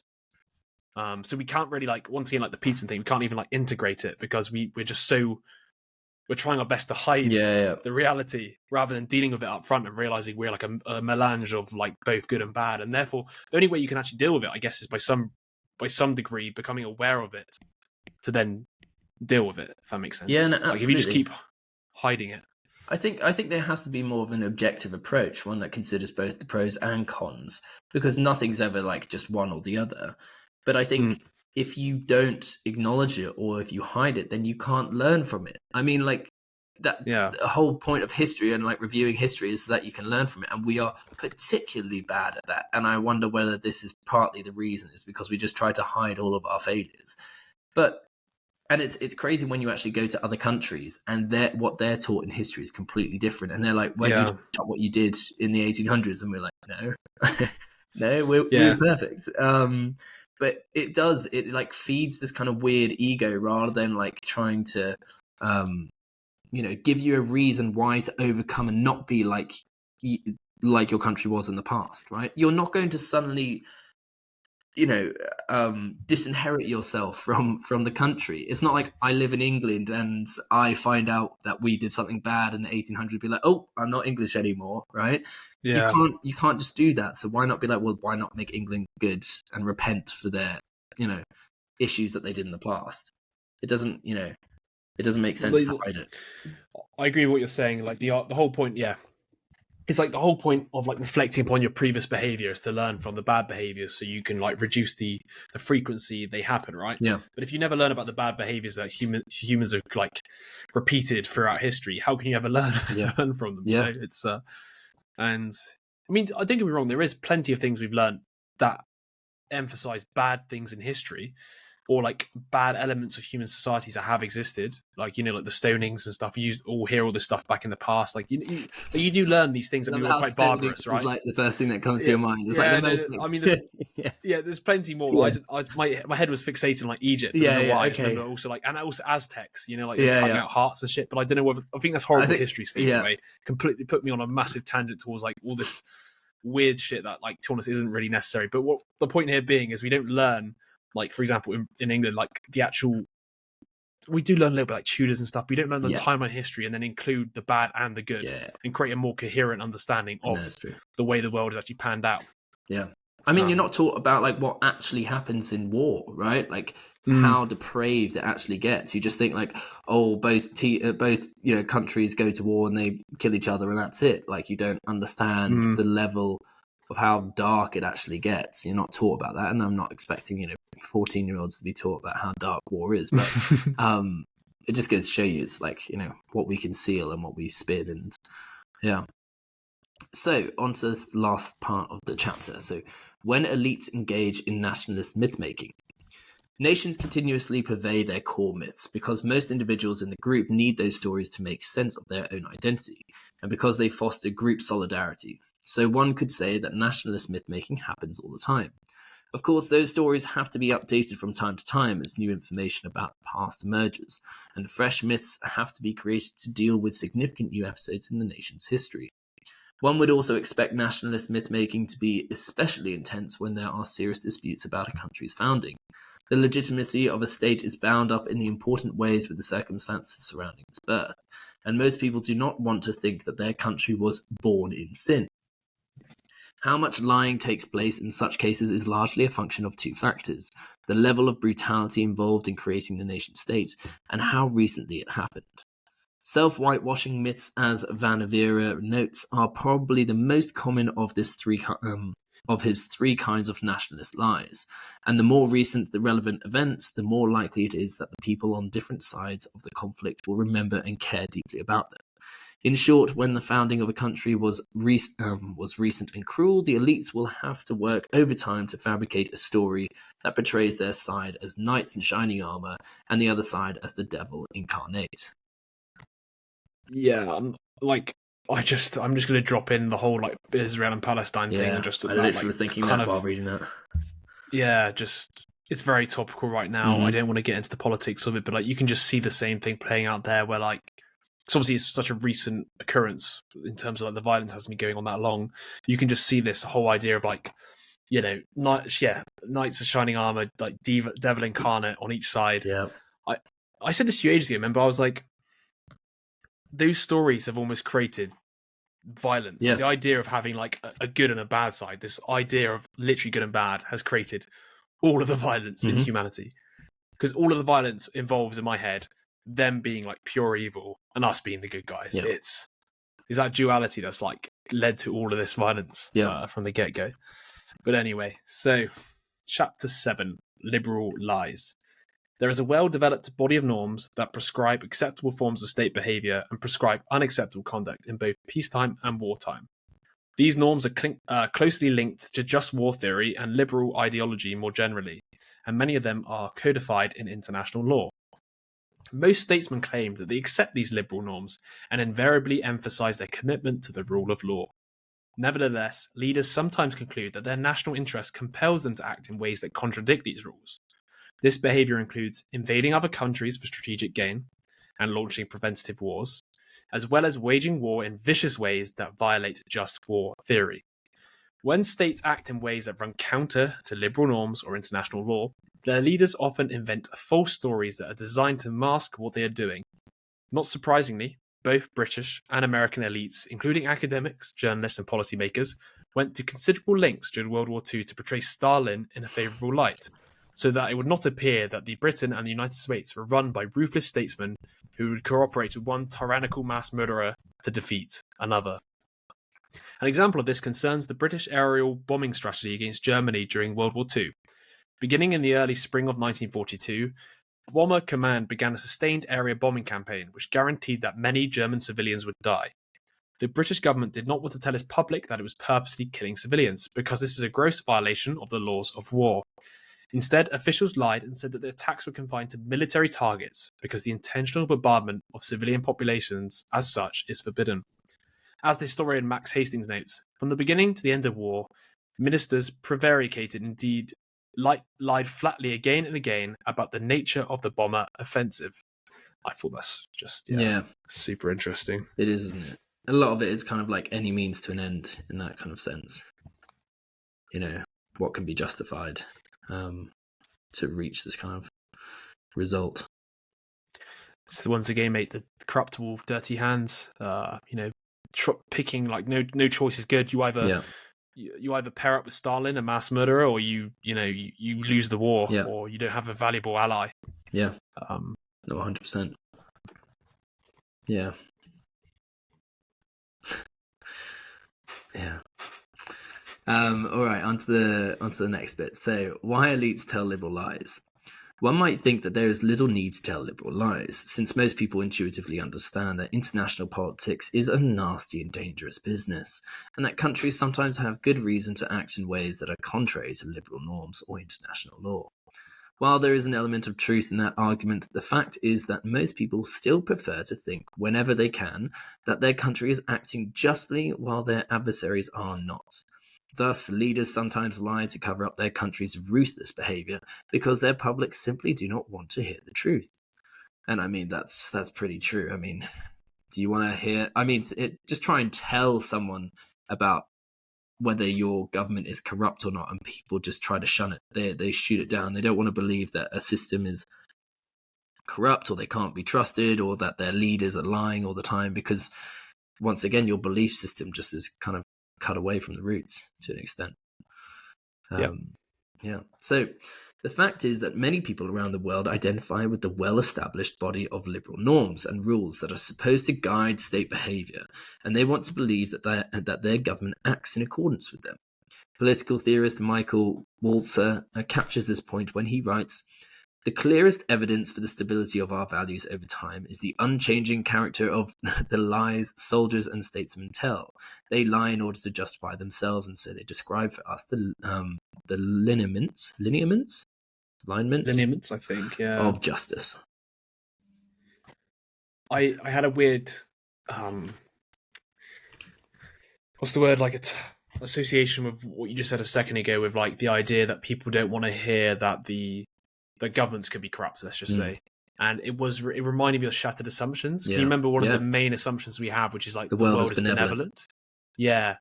And I just think when you realize that maybe the world isn't always benevolent, and in fact it never has been, that is like, once again, you're attacking a core assumption of a large part of the population. That the world is out there to be good for you, that the good overcomes evil, and I feel like that is possibly the reason why, in my head, that they don't want to admit that there could be corruption. Because then they have to come to terms with the fact that a lot of things they've been told could be lies. And then also another part of it is that opens up, as the classic Jordan Peterson, like, so much complexity. Because everything that you've been told in the past could be a lie. Where do you stop questioning yourself? Exactly. Where do you stop? Like, at which point do you go, wow, now we know that there's a lot of lies that have been told. Which one's a lie and which one's not? And you can imagine for a lot of people that's pretty unsettling. And even us right now, even just trying to discern where is the truth and where is not the truth. First of all, it's an impossible task because we're not privy to half the stuff that's going on. But like, it does open up like Pandora's box of, I guess, where you go down that rabbit hole where you become like really sort of like almost schizophrenic to some degree, because you just can't trust anything, right? Exactly, because no one wants to live like that. No one wants to walk around second guessing everyone and thinking that no one can be trusted, or nothing that provides for them can be trusted. No system doesn't have its faults, I think a good way of doing it is like assuming, like, I've heard this really like cool phrase before, which is like trust but verify. I can't remember where it's from. I think it's in this. It's the same thing. Like, maybe it is. I don't know why I wanted to say it was like Peter Thiel or something, but anyway, the whole point being in this case would be like, assume benevolence but verify. Like, assume the world is good but double check, because if everybody assumes benevolence, which we all tend to do, then stuff can go on behind the scenes because nobody's verifying. And it's funny as well, because the people who usually ask, like, prove it to me, they're usually the ones, if they don't have any proof, they're the ones who get the most angry. Anyway, it's true. As a side note, sorry, I've actually lost where we are. We're on the last point, aren't we? So cool. So when liberal lying is the most likely, so virtually all leaders, whether they head up autocracies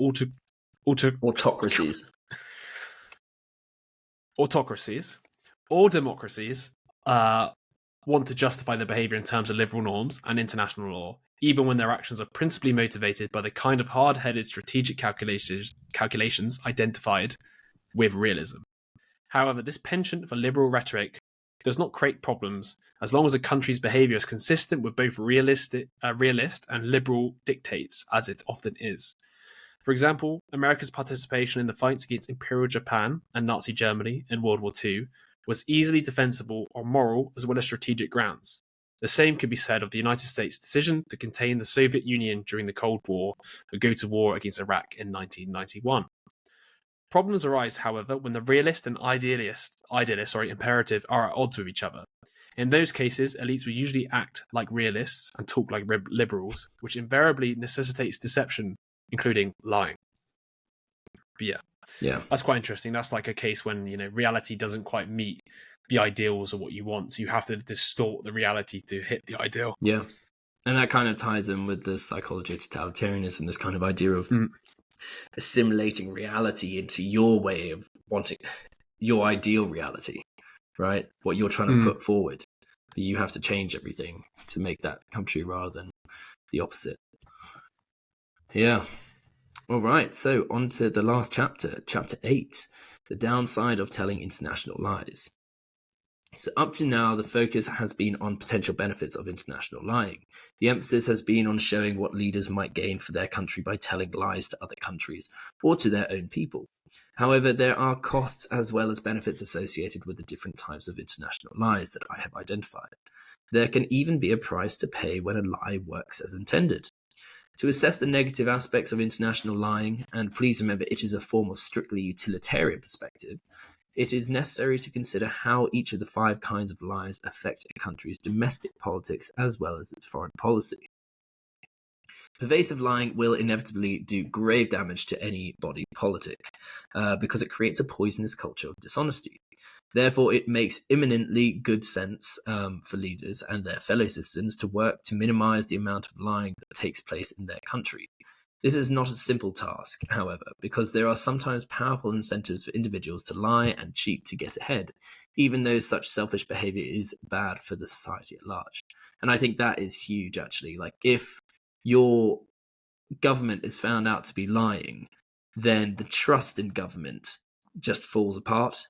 And it's very difficult to build back trust, especially as like some big conglomerate, like a government. It's especially difficult. I just think that's so important. So routine lying has dangerous consequences for life on the home front, all of which are especially serious for democracies. Widespread lying makes it difficult for citizens in a democracy to make informed choices when they vote on issues and candidates, simply because there is a good chance that they are basing their decision on false information. How can a voter hold a politician or leader accountable when it is impossible to know the truth about the person's actions? Democracies operate best when they include a reasonably efficient marketplace of ideas, which can only work when citizens have reliable information and there are high levels of transparency and honesty. Lying by government officials to each other or the public can also cripple a state's policy-making process, whether it is a democracy or not. Of course, laws exist in part to punish lying, which means that some modicum of dishonesty is expected in any society. But lying cannot be widespread. There has to be a substantial amount of honesty and trust in public life for any legal system to work effectively. That's a good point as well. And finally, if lying is pervasive in a democracy, it might alienate the public to the point where it loses faith in a democratic government and is willing to countenance some form of authoritarian rule. After all, it is hard to see how a democracy can remain viable for long if the people have no respect for their leaders, because they think they are a bunch of liars, and no respect for their institutions, because they think they are deeply corrupt. In short, too much lying can do serious damage to any body politic. Yeah, I mean, that just really reinforces, as we already know, the sort of importance of trust in the whole system, right? I mean, even without governments, the importance of trust in interpersonal relationships is so important. So writ large across the whole society, it's probably even more important because it's kind of the glue that holds everything together. Yeah, absolutely. And I think it's dangerous because it's a slippery slope, right? Because if you're dealing with, if you're working on an interstate level, right?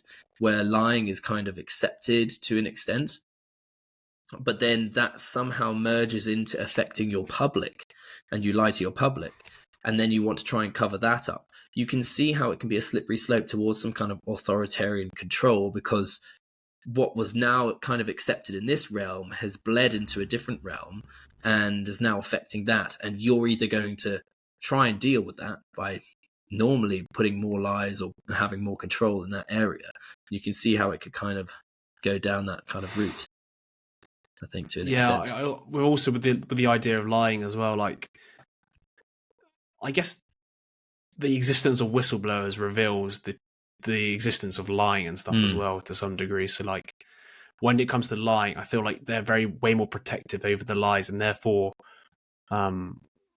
critical opinions and dissent is always encouraged less when people lie more. Yeah, to some degree. Yeah. Because if for example, I guess if somebody's a serial liar as well, the moment one lie is proved, everybody then distrusts everything they've ever said. So therefore, they want to shut down critical dissent, because if one critical dissent is correct and people start paying attention, it could bring down the whole sort of house of cards, so to speak. Yeah, as well. Absolutely. So yeah, right. What lie causes the most harm then? So the key question for assessing the ramifications of international lying is, which types of lies are most likely to backfire and have harmful strategic consequences? The potential for blowback is the main criterion for assessing the consequences of international lying on the home front, while the potential for backfiring and doing a state more harm than good is the paramount criterion for the foreign policy realm.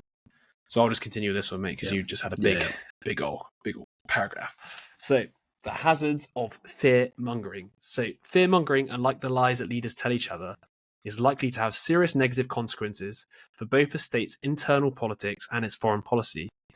To start, there is considerable potential for blowback. Leaders who engage in fear-mongering betray a certain contempt for their... convey, I guess is another way of saying it, a certain contempt for their people and for democracy more generally. After all, they are lying because they do not think that their fellow citizens can be trusted to understand and support the right foreign policy. Fear-mongering is also prone to backfiring and producing foreign policy fiascos. The root of the problem is that the public debate about the threat environment cannot help but be distorted, since the leaders are purposely deceiving their people about the dangers facing their country. The fact that a leader feels compelled to fearmonger means that there is a good chance that he is misreading the threat environment and that the public has gauged it correctly. If that is the case and the government ends up pursuing a misguided policy, it will almost certainly lead to serious trouble. That makes a lot of sense, doesn't it? It's like he's come too far and he's trying to force something. Yeah, exactly. And they've got a lot of stakes in this, in it being a big problem. Yeah. So, furthermore, if leaders lie in the service of promoting a flawed policy, they are likely to lose popular support when the public discovers that it has been misled, compounding the country's troubles. This is what happened to the Johnson administration during the Vietnam War and the Bush administration during the Iraq War. In each case, it became apparent when the war was going badly there had been some serious deception in the run-up to the conflict. Nevertheless, if the statement and diplomats are found to have lied about a policy that clearly achieves its aims, the public is unlikely to punish them, simply because nothing succeeds like success in international politics. And you can look at COVID to some degree about that. So obviously, as time passes, if more and more stuff comes out to show stuff was being mishandled, the general consensus and the trust in the government will decrease, which is probably why you're seeing a massive sort of Labour majority at the moment in comparison to Conservatives, right? And Conservatives are pretty much, I wouldn't say guaranteed, but guaranteed to go out of power in the next election. You know, it's crazy. Yeah, no, exactly. I tell you what, just off the back of what you were saying, how like we kind of accept lies in an international realm if we succeed. But what's kind of frightening about that is because, well, who gets to determine whether it succeeds or not? Do you know what I mean? As in, like, when you're defining success or saying, oh, we reached this, or changing the goalpost, then you can kind of always... do you know what? Yeah. Do you know what I mean? Yeah, I was going to say, this is also a good point. There's a type of lie here, which is almost the lie of like policy success. Yeah.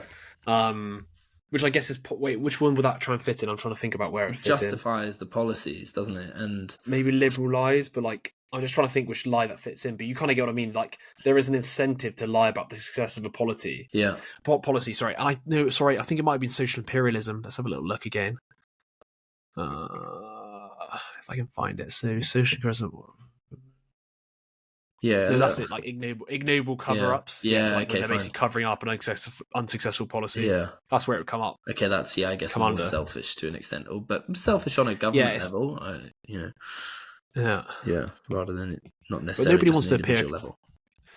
Nobody wants to appear incompetent. So they're always going to cherry pick the best things. It's exactly. Like everybody does it to some degree. Like, oh, you play a game of, let's just say even a sport. Like, oh, you did this bad, but look how many passes I did. How many goals you scored, but look how many passes I did. I did this so good. Like it's no, it's true. It's got politics written all over it. All right, so the hazards of strategic cover-ups. Strategic cover-ups can also lead to serious trouble both at home and abroad. Leaders who lie to their own citizens about either failed or contentious policies obviously think that their people are unable to deal intelligently with those matters. As with fearmongering, that situation is naturally ripe for blowback because policymakers who hold such views can easily slide into thinking that the public is incapable of dealing intelligently with important domestic issues as well, which would open the floodgates for lying on the home front. And that was kind of what I was talking about before. There's kind of like it leaking from one realm into another. That outcome would surely have regrettable consequences for any body politic. Hiding botched policies can lead to further disasters down the road, not just because incompetents are usually kept in key leadership positions for at least some period of time, but also because engaging in cover-ups makes it difficult to have a national security system in which policymakers and military commanders are held accountable for their actions. No organization can work effectively without accountability at every level of the operation. And that kind of also ties in with literally what we were just saying about, hiding botched policies, right? Changing what the definition of success is. Finally, if a botched policy is kept under tight wraps, it is difficult to have a meaningful discussion about what went wrong and how best to make sure that it does not happen again. That's a big one for me in my head. Like, how can you adapt to a scenario you don't even realize exists? Like, how can you improve something? I mean, we spoke about this before the podcast as well. Like, unless you can see something and see the reality for what it is, how can you improve it?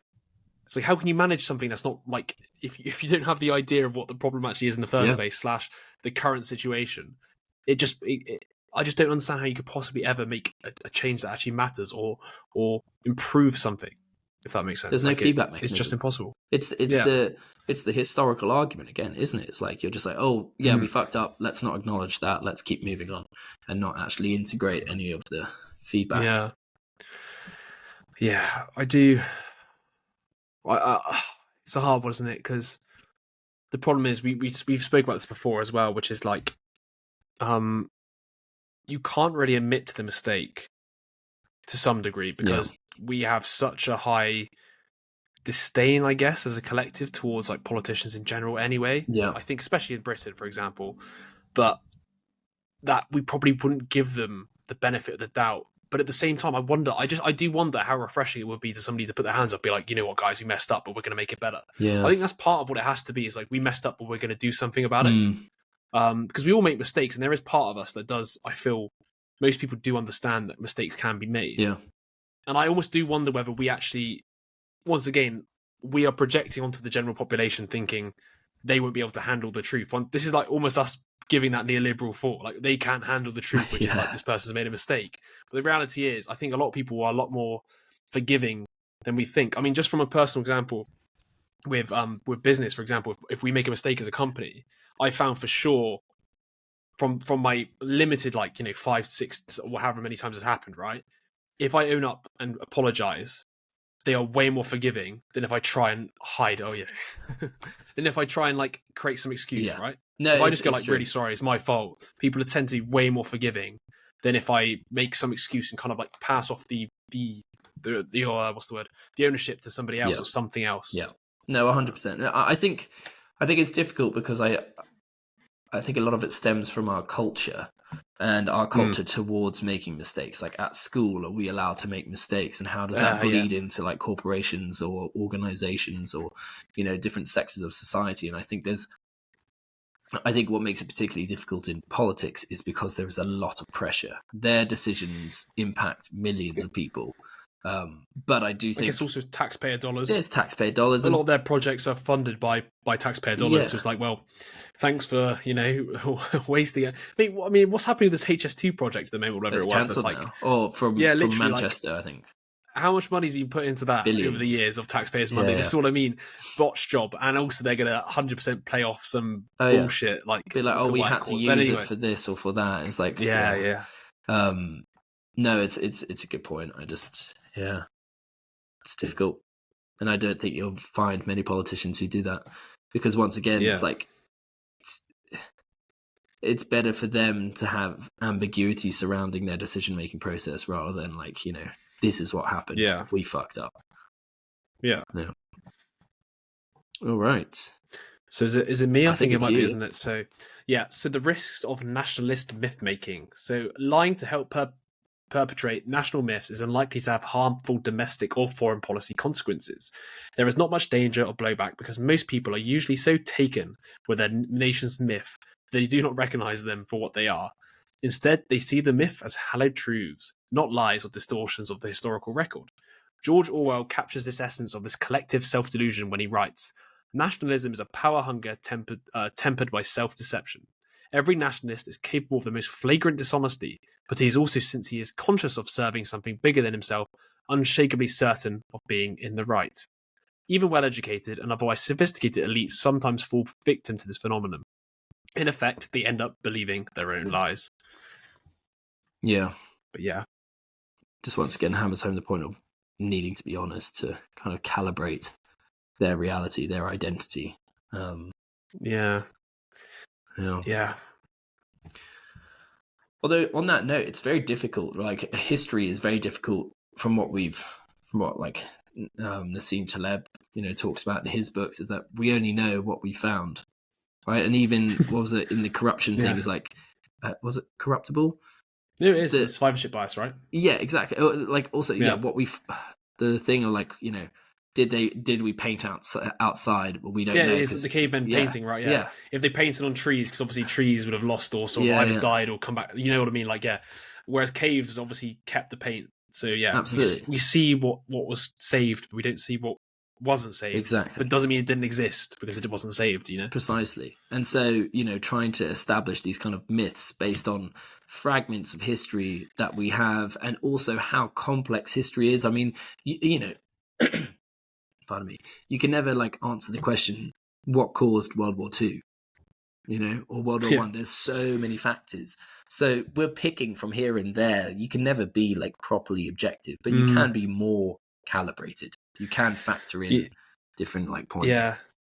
I was going to say to you, it's quite funny because if you think about some of the Monty Python, Life of Brian, where they take the piss out of how the origins of Jesus Christ and stuff like that. Yeah. Like how it could just be a massive misunderstanding that we've all taken for gospel, which I think is quite funny. And then so funny. Yeah, it's impossible because obviously, once again, when we study history or when we learn from history, it tends to be very macro. So it's like, here's the big events, but it doesn't talk very often about the micro events of the days, the weeks. I mean, they fine. So to some degree, obviously, if the historian's focusing on a very specific section of time, they will go into sort of the day-to-day aspects of what was changing.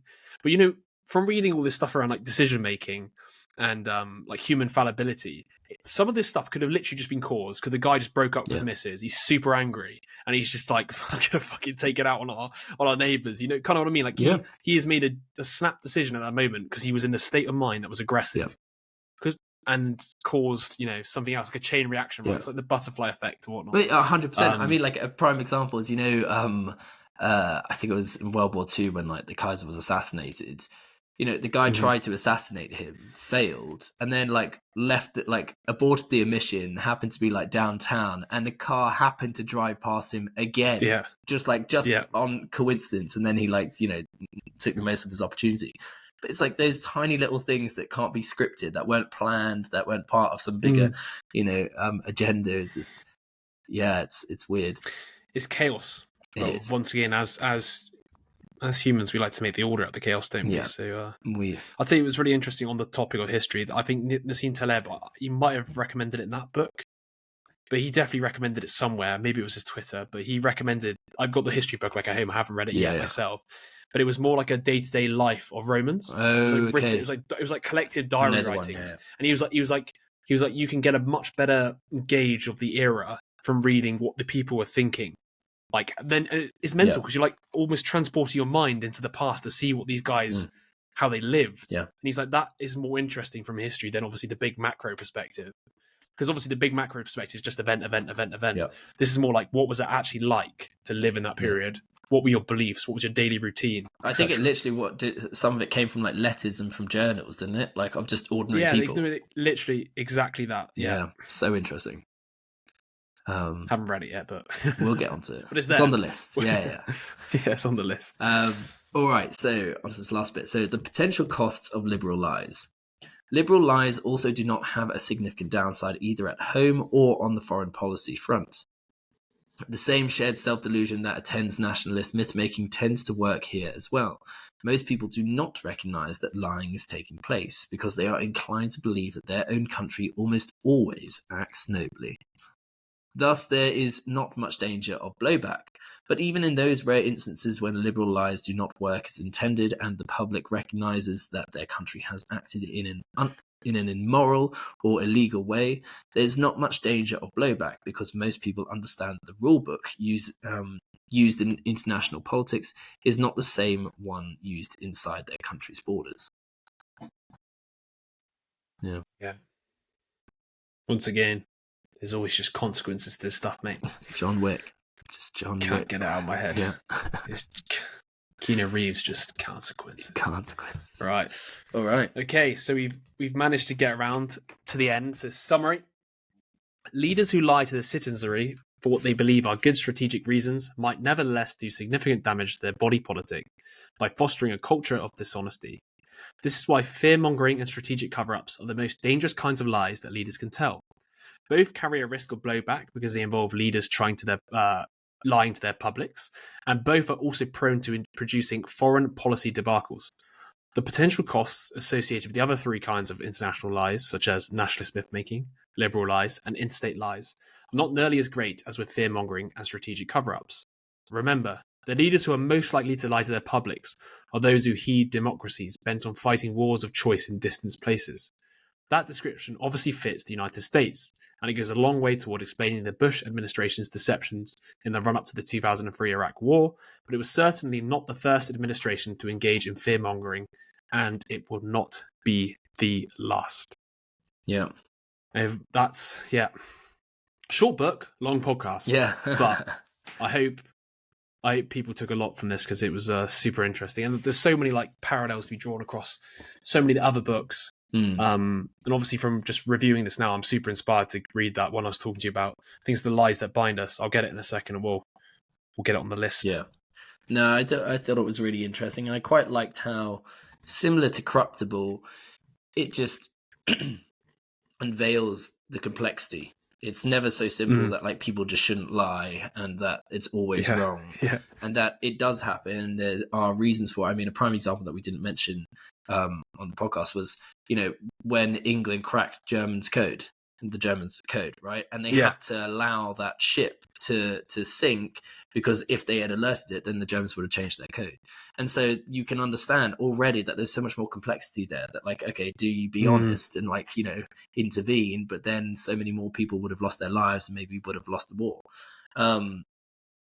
It's really interesting. And it just goes to show, just as like with Corruptible, how not every authority member is corrupt, right? The circumstances which around it may make it seem like they are corrupt or more corrupt. And just with this, that lying sometimes is necessary in certain situations.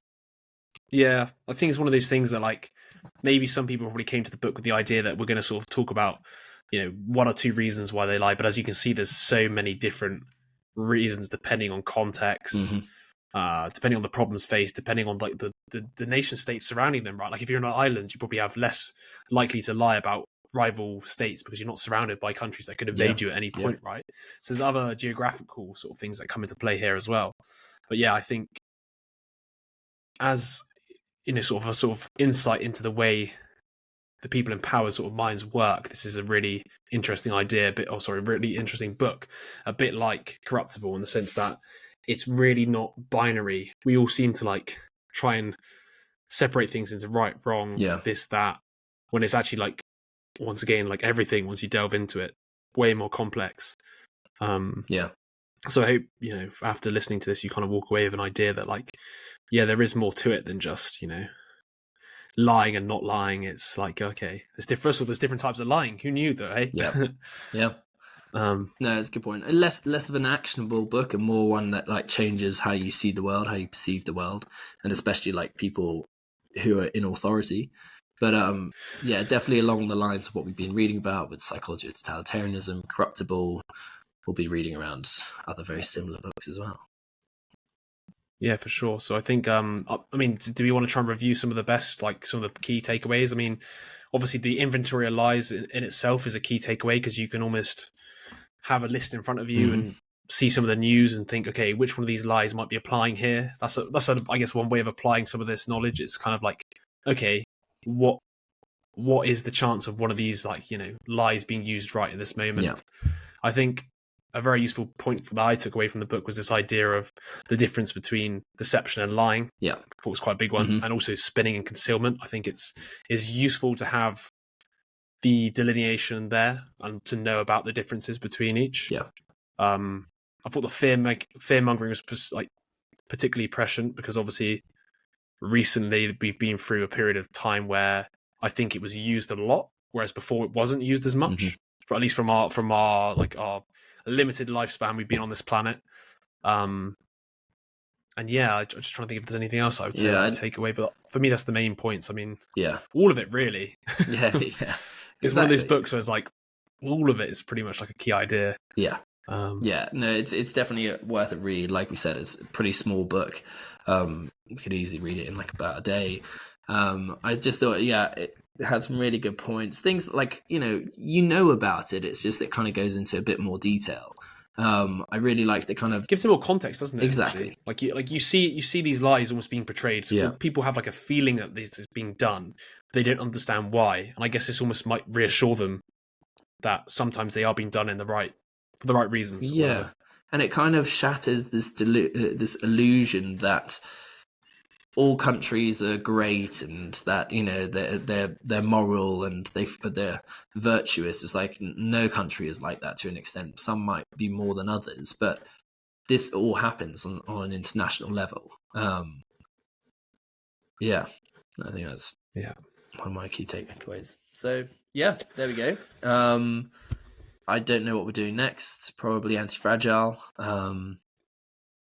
Anti-Fragile most likely, or potentially the book I was just mentioning about the lies. Yes, we can look into these other ones. We've got a bunch on our list. We just need to decide on the order.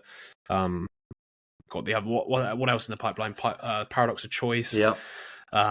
We've got so many. There's loads, isn't there? So there is a lot. Yeah.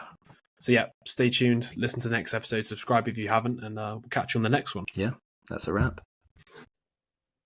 Hey guys, well there you have it. We hope you enjoyed that book summary. Now we know it can be a lot to take in all at once, so if you want to be able to read this in a more palatable size, or you want to be able to implement any of those key actionable ideas that we were talking about in this episode, head on over to our website at wisewords.blog, where the book summary will be waiting for you.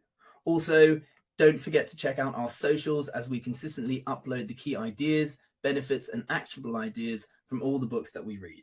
The links to those will be in the description below.